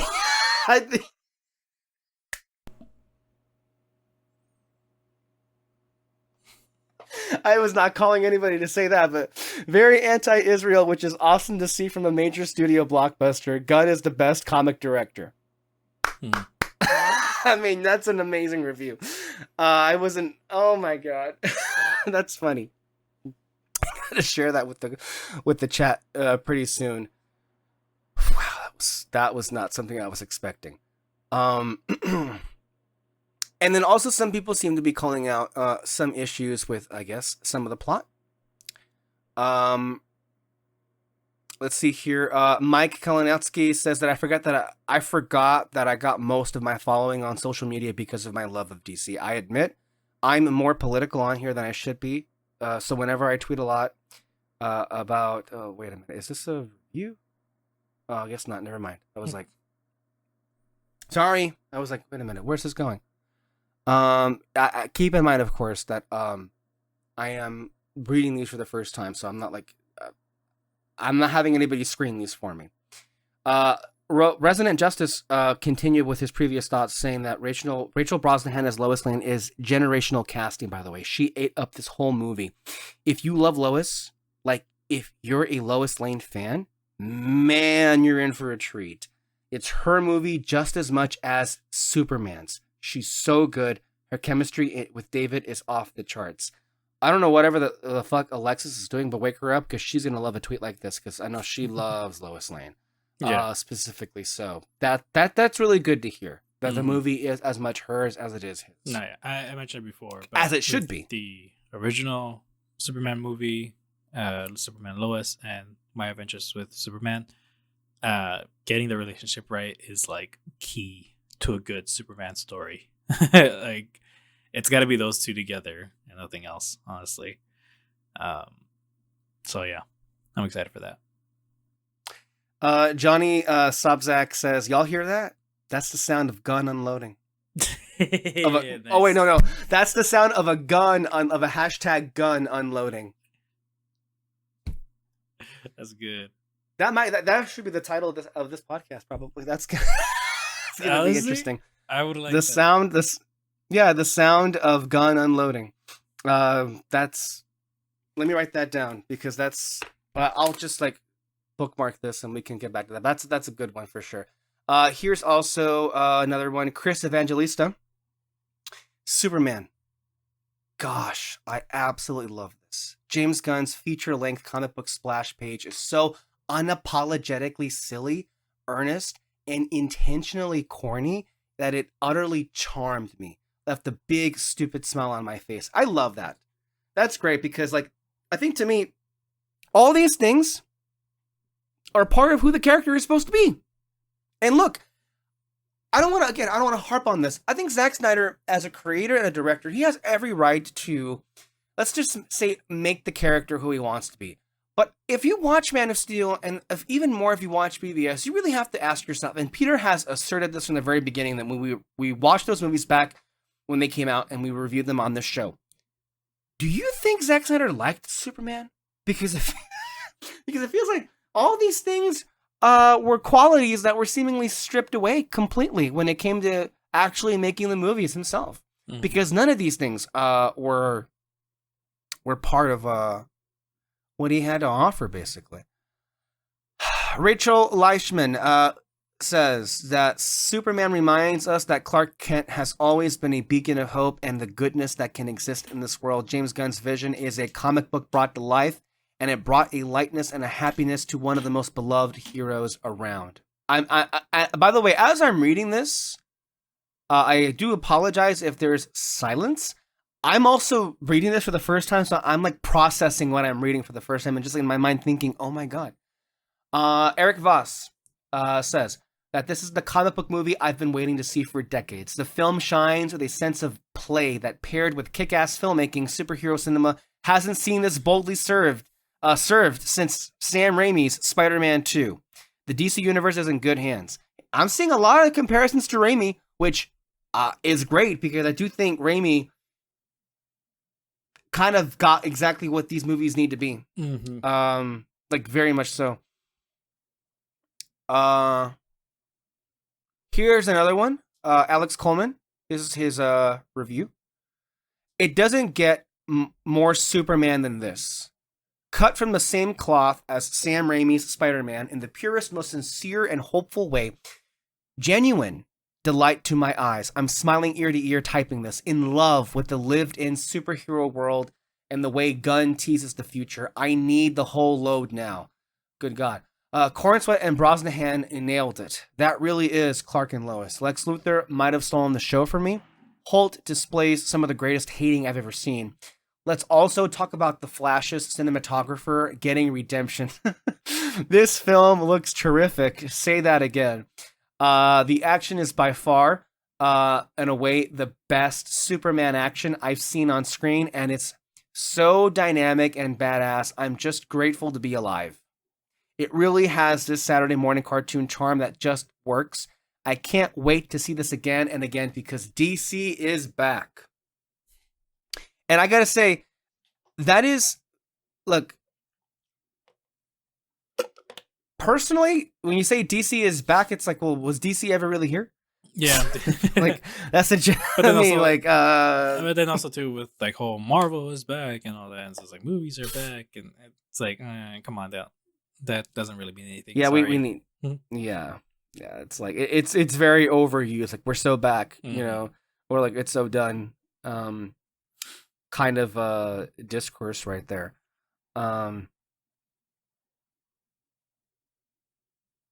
But I mean, I gotta tell you, these reactions are. I mean, they're pretty universal. Like, I mean, there's the odd one that is more mixed. But for the most part, I think people are loving this. Mm-hmm. And people are flat out like in various reviews just saying, they loved it. They absolutely loved it. And by the way, we're not gonna get a chance to read this but the full reviews are gonna be dropping tomorrow, at the time of this recording, mind you. So, I mean, I think we're good as far as reactions are concerned, for the moment. But yeah, this is a promising sign, and it also is a load off. I'm just like, okay, so there was reason after all to like believe in this from the very beginning, and I think we're gonna get just that. So again, we're at the very beginning of this. Again, we have to experience the film. We have to see how it performs at the box office. We have to see what kind of narratives take shape. I think also what we have to look out for is we already know the disingenuous and bad faith people are going to be lingering in the politics of it all, and we see where that's going to go very easily. But it's going to be curious to see what emerges as some legitimate concerns or criticisms of the movie, and then to see how certain individuals use that. It'll be curious to see if the go broke people are going to, how they're going to attach themselves to which bad faith argument, because once this movie makes all the money, it's going to be funny to see how they react to that. So anything else to say about this before we move on to the next thing? No. Okay. David, before we go today, we do have, I guess, some housekeeping to keep up with as far as like what we talked about last week when it comes to Elio.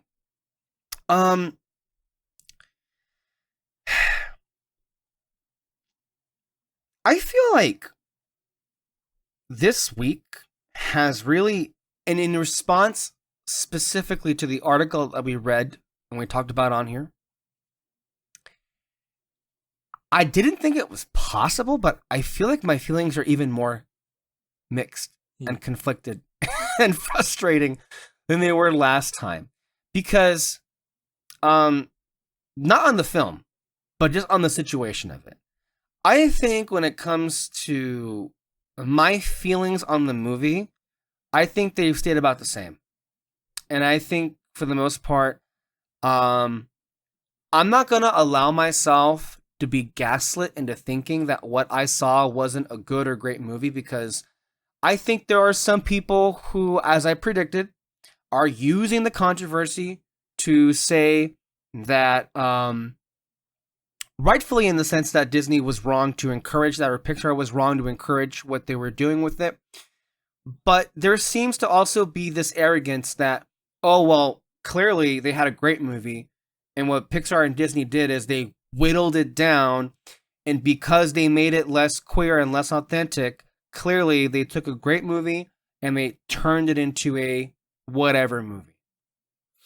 And I could not disagree with that more. And I feel like shit saying that because like I feel genuinely awful for what happened to Adrian Molina. But I'm also confused because like, okay, that first trailer, were the themes that exist in the movie today there from the beginning? And that's genuinely a question, because when you watch that trailer, no, they weren't. But was the trailer cut in a way to where it wasn't going to give away what the movie was. So it's like, it's hard to say like what exactly was going on here, but I was happy to see some people call out, because I think that the article itself had very conflicting sources. We had various Pixar executives who were or I guess Pixar sources that were saying the movie that was in theaters right now was just like about nothing, that it wasn't very good. How can you say that when you have the scores and reviews that the film has? And then also, politics or no, if it's true, the account in the article, that nobody raised their hands that they would pay money to see the movie, it's bad. And I also,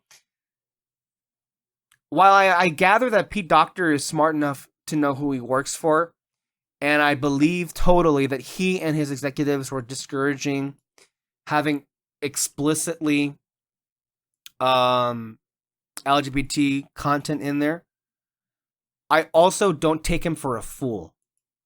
And it's very hard for me to believe that the specific things that he had issues with were in regards to Elio's identity as a queer character. I refuse to believe that that's what Pete Docter took issue with, and that's why they asked Melina to leave. Because if you read the article, it gives the impression that that's what happened here. And clearly, I don't think that's what happened. I do think they got a movie that they weren't sure about. And the test screenings were coming back with a resounding, yeah, we're not sure about this movie. That doesn't, however, excuse the fact that Pixar executives were encouraging the creators to dial back queer. It doesn't excuse Disney either for creating that environment to begin with. It is a very nuanced discussion about it. But I do want to say, look, it would be very rare for a movie that I love to not go without its fair share of naysayers. So, hey, I welcome that. And I welcome anybody's perspective and opinion. What I don't welcome are people who are going to have their whole opinions of this movie be based around that article. Because if you read that article, you know for yourself there are very conflicting sources of information. And you really don't get a clear picture altogether about what it is. But all I can tell you is what I felt when I was watching the movie, and then also what I felt the very few people who were around me watching it. And from what I can tell, people really like this movie. Not everyone's going to really like it. Some people, in fact, there are a good amount of people who are going to watch it and say, it's fine. I liked it. I enjoyed it. But it's not great, not the best thing ever made. Which is fine, too. But genuinely, I do think that the film is speaking to something. Because I felt moved and I felt touched to it. And I just think it's highly insulting that there is kind of this hit piece out there right now where it really doesn't need that really at all. And none of it really, as far as like the particular motivations by Disney and Pixar executives to like tone down highly political undertones or whatever you will, it's hardly a surprise. We knew this was happening. And I doubt that's going to stop. I mean, you would hope that it would. But it's been interesting. I want to ask you, David, especially from the things that I've been sharing with you this last week on the chat. How do you feel the narrative and how it has taken shape in the last week that since we talked about this? Do you think it's because here's one comment that I felt completely in my bones. This one person on the Oscar Reddit saying, having seen the movie, I wouldn't call it safe or generic though. And the article says that the new one is about nothing. But it's not though. The whole thing feels like Disney is trying to cover for it not performing at the box office instead of owning up to dumping it and not marketing it. I mean, how does nobody raise their hands to say did go see the original in a theater at the test screening align with, and also it was much better than this new version. David. No, yeah. It's the whole thing's just weird. I wouldn't say confusing because it's very clear what they're trying to do with this article, which is to point the finger at someone else. But as to as to how they went about it, it is weird because it makes zero sense. It's all contradictory, and no, yeah, it's contradictory. The movie's really good. It was, yes, I had my issues with it and all, but it was still really fun. I enjoyed it more on the second watch. So, yeah, I feel really good about this movie. mhm. Aging very well, and I think it's going to be looked back on much more fondly than where we are currently with the movie, unfortunately. Yeah, it's just a weird situation because like when people watch the movie and they talk about it, they're like, it's great, it's good. Mhm. And then everyone's acting as if it's not. Yeah,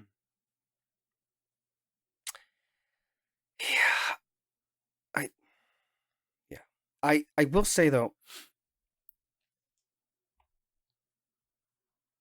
part of me is a little bit like I have to raise an eyebrow at a lot of these particular critics, right? Because you notice how much, again, it's not overwhelmingly negative, but the people who don't feel hot about it are pretty vocal about it too. It's like, well, not the worst, but it's also not that good. But like, do you notice how there seems to be a lot more negativity and criticism as far as like how this movie is being covered in comparison to the last Pixar movie, Inside Out 2, Mm-hmm.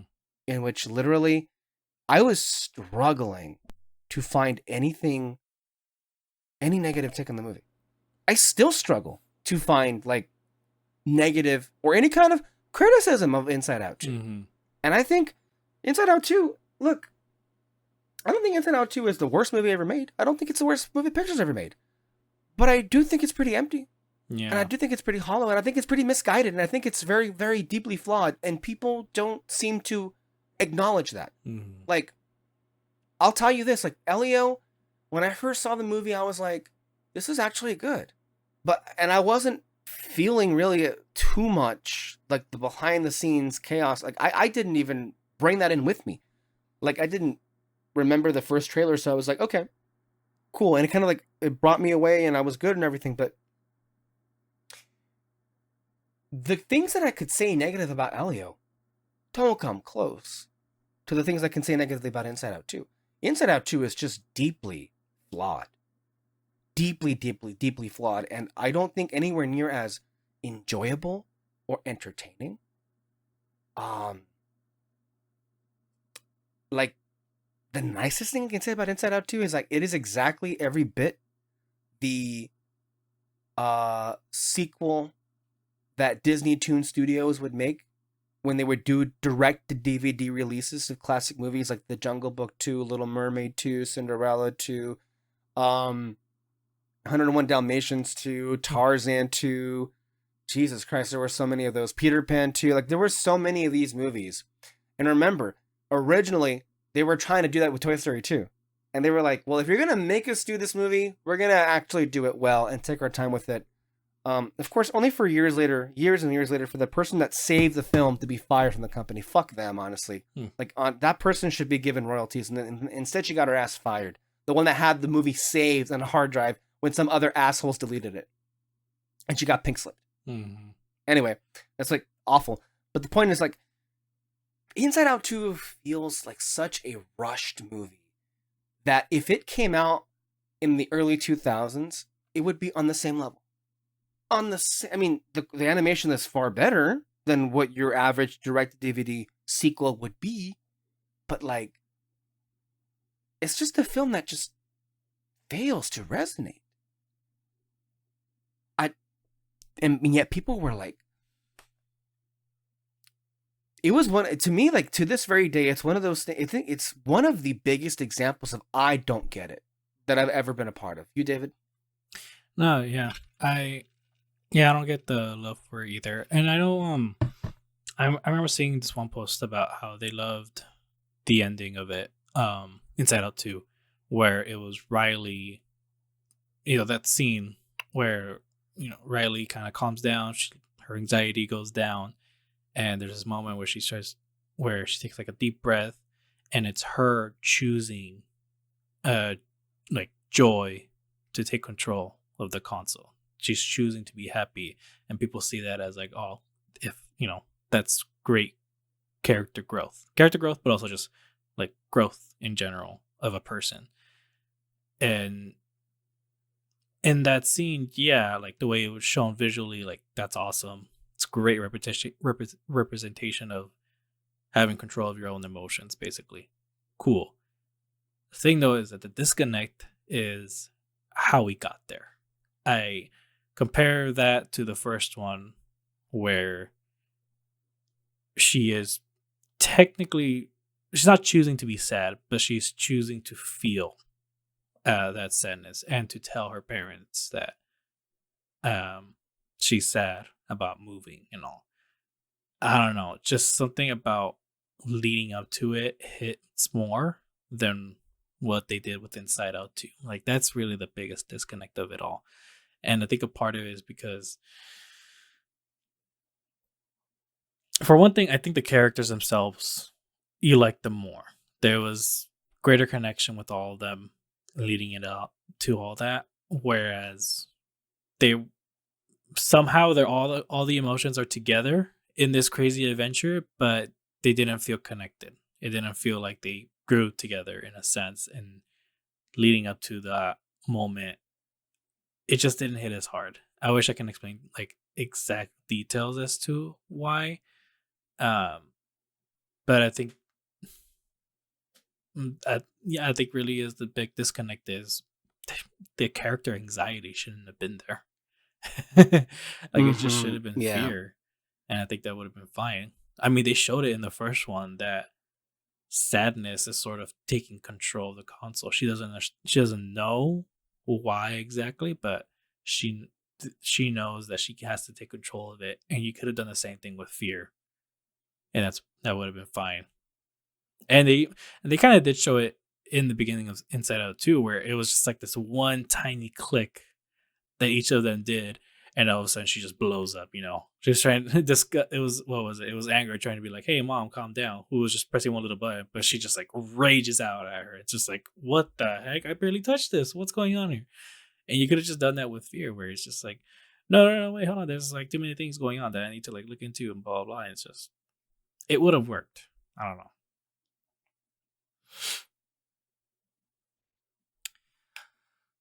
Yeah.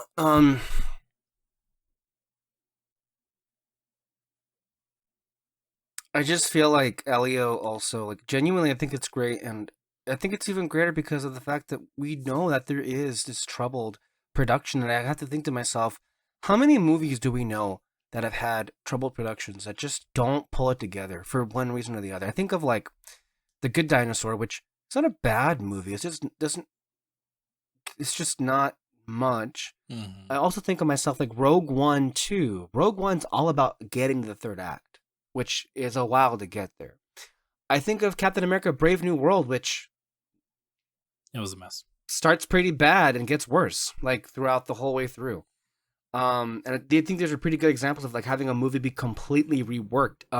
Pixar has also, like, in recent years, this has been happening. Like with Brave, didn't work out as well.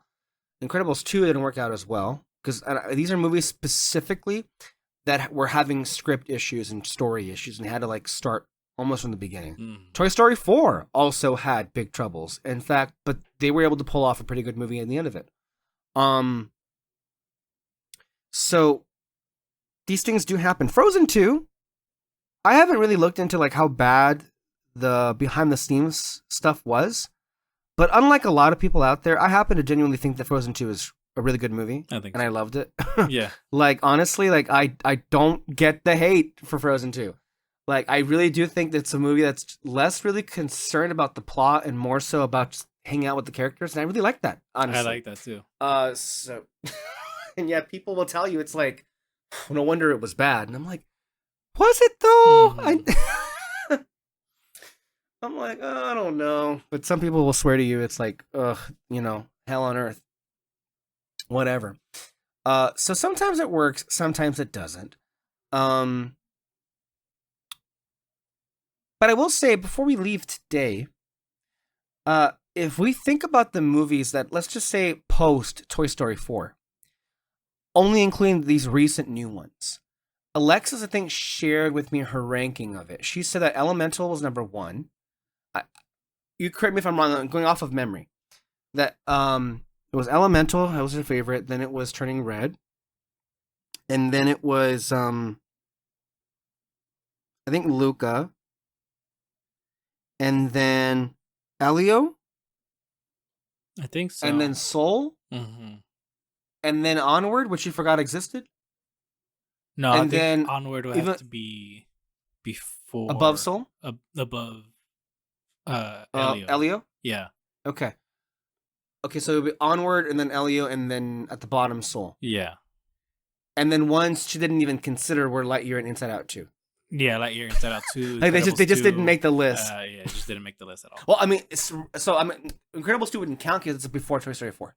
I'm talking about the ones like after Toy Story 4 specifically. So,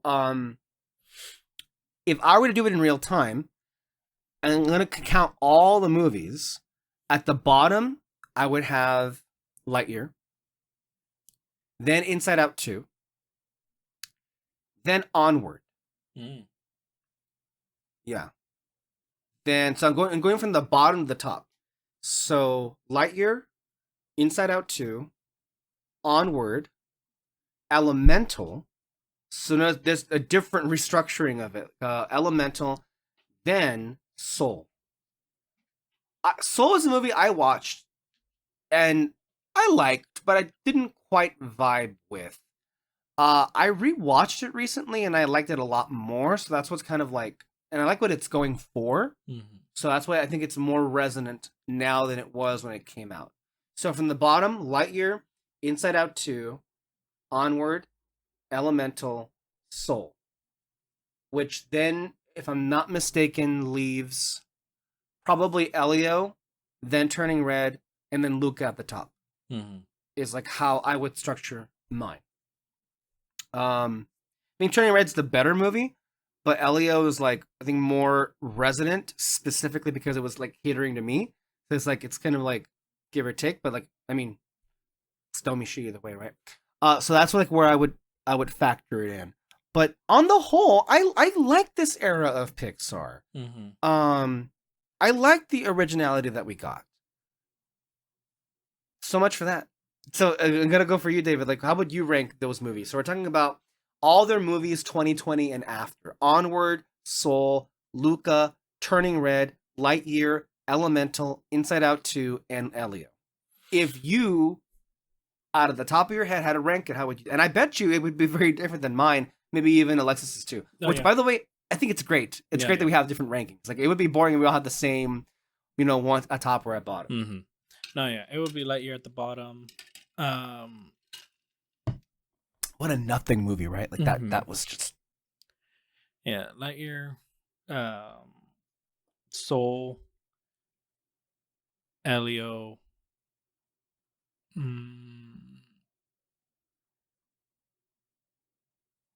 you need the posters in front of your face? No, Elemental. Where was Inside Out 2 in your... Oh, right, Inside Out 2. Then Lightyear, Incredibles. Oh, dang, that's actually hard. No, Inside Out 2, Incredibles 2. Wait, no, that wasn't in the list. We're not counting Incredibles 2. My bad. We're not counting... Okay. Lightyear, Inside Out 2, Soul, Elio, Elemental, Luca, and then Turning Red. Turning Red for sure. is at the top for me. Did I miss one? Where was Onward in that? Onward. Oh my god, sorry. I should have written it down. The names. No, I didn't ask you to. That's why we're doing it on the fly. Like, how would you? Mm-hmm. Okay. Onward. I think I put it on top of Luca. So Okay. Okay, so then Which would mean it would be like in second place? third, because didn't I put something else? You put Turning Red at top. Yeah, Turning Red at the And then top. after that it was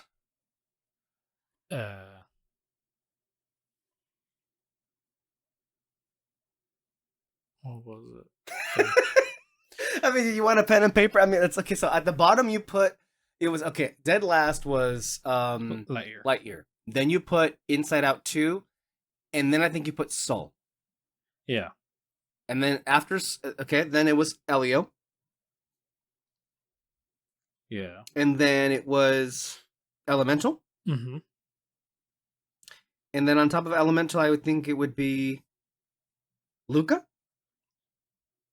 Yeah. Oh, no, it was after Elio. It would be Luca and then Elemental. Okay, so you put Elio, then Luca, Elemental, then Elemental, Mm. and then on top of Elemental, you would put Onward, Yeah. and then on top of Onward is Turning Red. Mm-hmm. Okay. See, very different list. Yeah. It's like we kind of gravitated toward different ones. Mm-hmm. But I think the most successful of the three lists is clearly Turning Red. That one, I think, like that's the one that I think had the most, like, if we were to do ranked choice voting, that would win easily among the three lists that we have. Mm-hmm. You and I both had Inside Out 2 and Lightyear at the very bottom, as it should be.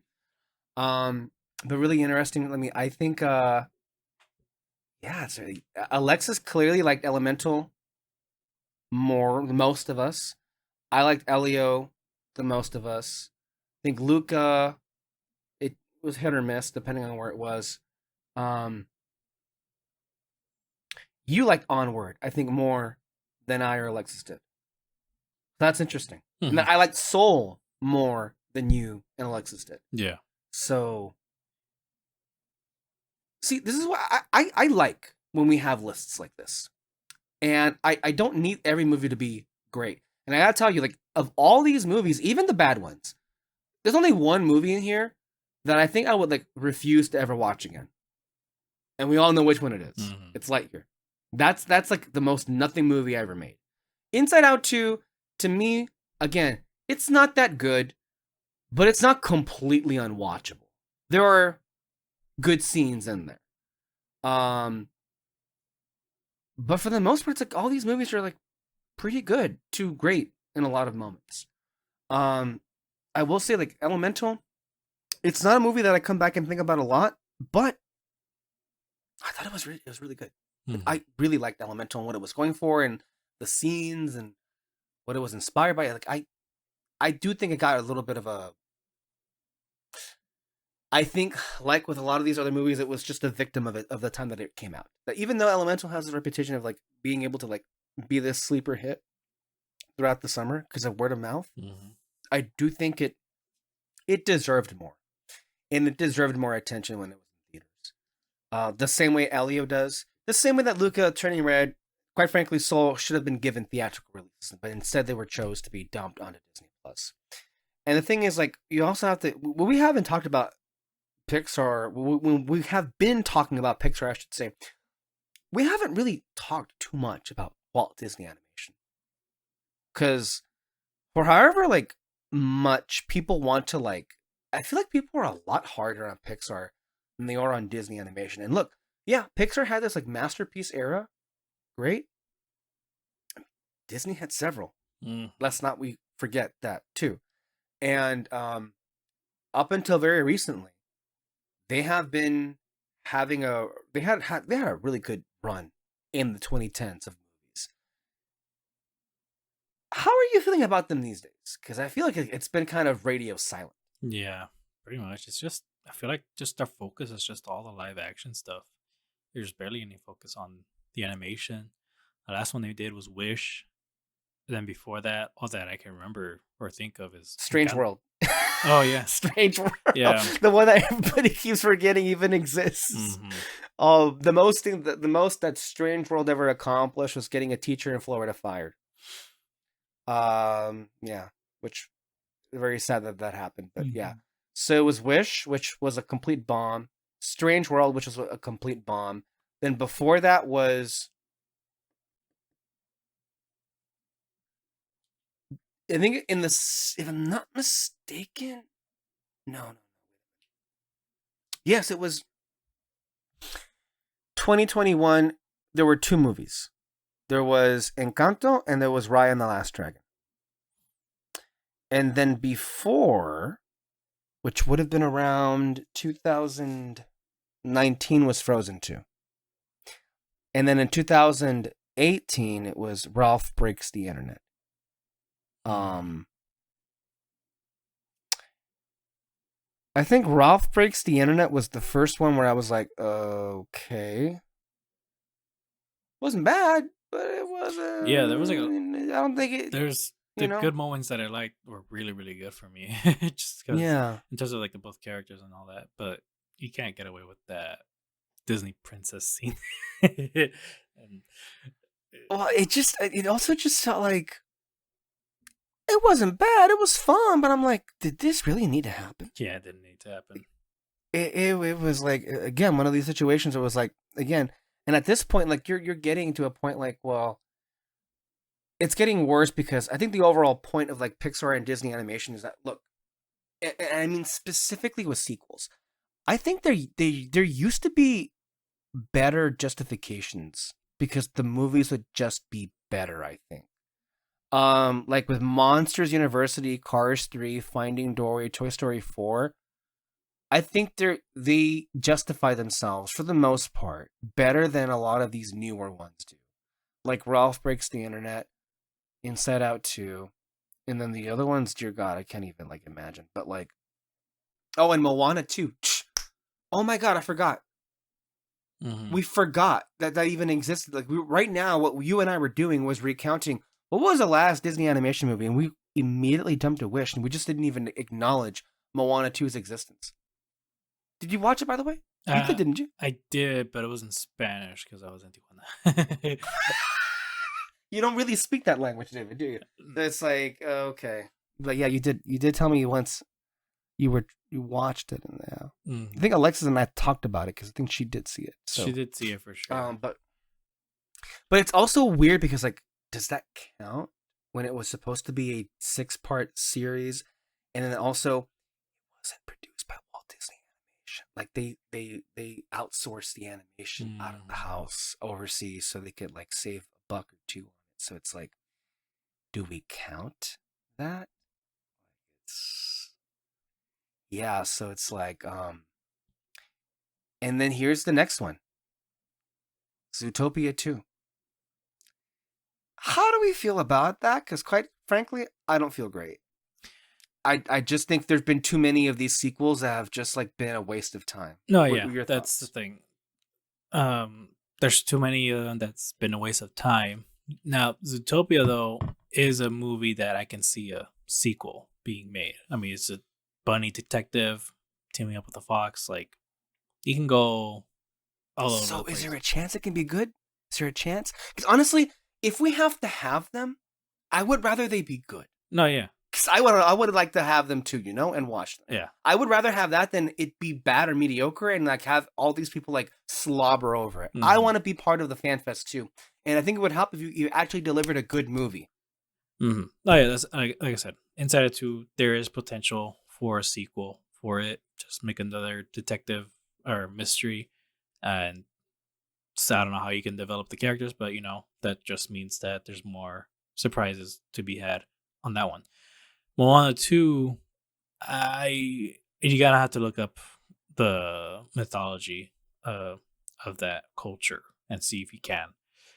This is something that like Rick Riordan, who wrote the Percy Jackson books, they asked him once, it's like, how come you only made 3 books about the Egyptian mythology? And he's like, there's not really much to work on. Everything else is, most of the mythology is lost, or it's not really confirmed as to like what it is, so he couldn't make much. So he only made 3 books with the Egyptian mythology in mind, but he's made 15 books with the Greek mythology. So like that just shows how you can work with it. So again, with Moana 2, I don't know much about that culture of that mythology, so I don't know if he could have made a sequel for it. And then Wreck-It Ralph 2, I just don't see a sequel to be made for that one at all. And then what was it? There was another sequel that we missed. 1, 2. That's already been made, or they're making it right now? That's already been made. I was thinking of Inside Out. It's not Disney, Oh, but okay. like that one, I mentioned it before.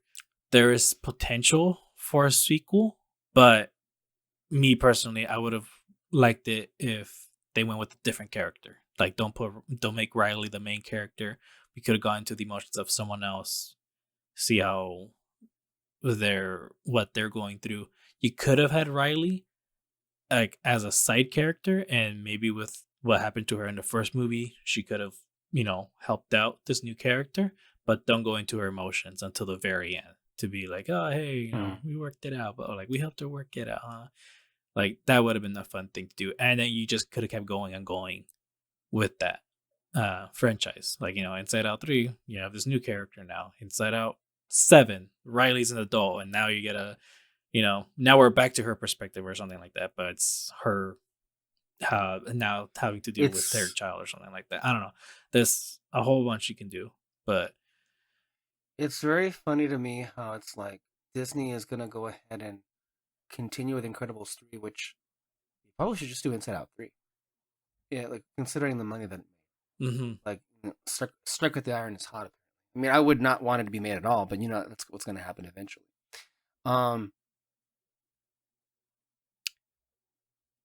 We're going to be in a bit of an interesting situation next year because we have 2 movies that are going to be entering their 5th entry.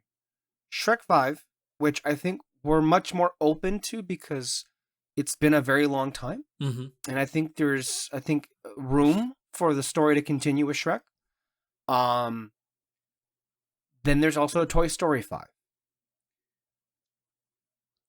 I've seen art they've released this week that suggests they have removed other characters. Like, I don't know, but like we may not see the Potato Heads in the movie because both of their actors, Estelle Getty and Don Rickles, are no longer with us. They passed away. Don Rickles passed away when they were making the 4th one, so it's been a while now, and I think Estelle Getty was much more recent. But I don't know how I feel about that particular aspect. I think you should continue to use the Potato Heads if the rest of the cast is there. Just recast them. Yeah, like I don't. Completely Why retire the characters? Why retire the characters? But then also too, it's why make the movie, right? Like I don't want to like. Why make the movie in general? Thing. That's the thing, and especially if you are, it's like, okay, since you are and they're not going to be there, are you just gonna go, oh no, they got sold off? Like, no, thank you. I don't like that at all. It sucked with Bo Peep in the 3rd one, but that one made sense because it's been, a decade. I don't know maybe. Also, but I don't know how Woody is going to be part of the story, but it also seems like they're not going to use Bo Peep in the movie. Because they've seen nothing with her being included, which also is like a big like. That feels like a big fuck you to Toy Story 4. Yeah, it's like that. This whole effort to bring her back, and it was fun, but now you're just putting her on the side again. That's weird. As much as I enjoyed Toy Story 4, it should have never been made. Like Toy Story 3. I get that. I get that. And they need to stop. And if you all want to make a Toy Story movie again, just make new toys. I don't know. Like bring in a different era. Would you like? I think maybe this would be true. I think Peter put when he reviewed the movie back in 2019. Would you have liked Toy Story 4 better if it was called Woody: A Toy Story Story and not Toy Story 4? Because a lot of people were like saying, well, it really wasn't as much of a Toy Story movie as it was specifically just a Woody movie. Yeah, it was basically just a Woody movie, and It's still I still wouldn't have liked it because I really don't like what they did with Buzz Lightyear, where they just completely dumbed him down. For no reason, honestly. I don't understand why. So I wonder if you had an issue with that, what have you made about how they plan to use him in 5? That's the thing, Because though. they It's keep like, teasing this army of Buzz Lightyears. since he's gonna be kind of the main character for this, I don't know, either him or Jesse. Like, are you gonna? Is it just gonna be his regular self now? Then it's like, okay, what happened with the 4th one though? It's just In gonna be your some- mind, yeah, inconsistent, right? Mhm. Basically, what you're getting at. It's just not going to make any sense when you're watching all those. Do you think? Look, I think for most of us would say shouldn't have been made, but for the most part, people still liked it. For the Mhm. most part, with issues here and there. Are they going to be able to do that again with 5, or how do you anticipate the public reacting to that movie? Like, is there any shot it's going to be better than 4? Or is it still just going to be, hollow. or could it possibly be the emptiest Toy Story movie yet? I don't know. I mean, they have an interesting concept going with. It's basically just a redo of the first one, where you have your main character toys being afraid of what's the new one. That was basically the first one. You had the cowboy being replaced by the space ranger, and now instead of that concept, it's just regular toys, physical toys being replaced by technology. And so you have an interesting concept going there. In terms of how the audience will react, I think once you see that, it's hard to say once the first trailer for it comes out, because I got a feeling once you hear the main theme of Toy Story, people are gonna be like, hey, childhood, woohoo! And so I do feel like, though, how many times can you play the audience? Because I do think there are a lot of people who are just very, not just resistant, but disgusted at the idea that there's a 5th movie, because I think literally the last 2 movies were considered goodbyes. Like, Toy Story 3 was the ending. Toy Story 4 was the epilogue. There's nowhere to go. yeah, You've ended it twice already. What is there? Now you're going to reopen it up? mm-hmm.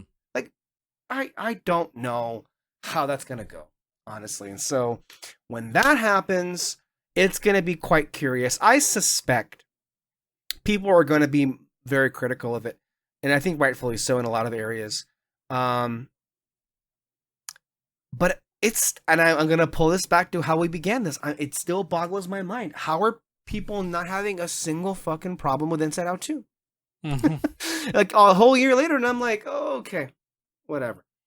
Yeah. I think I'm done. I think I'm done with this. Anyway, I hope that people remember Elio. I think they will.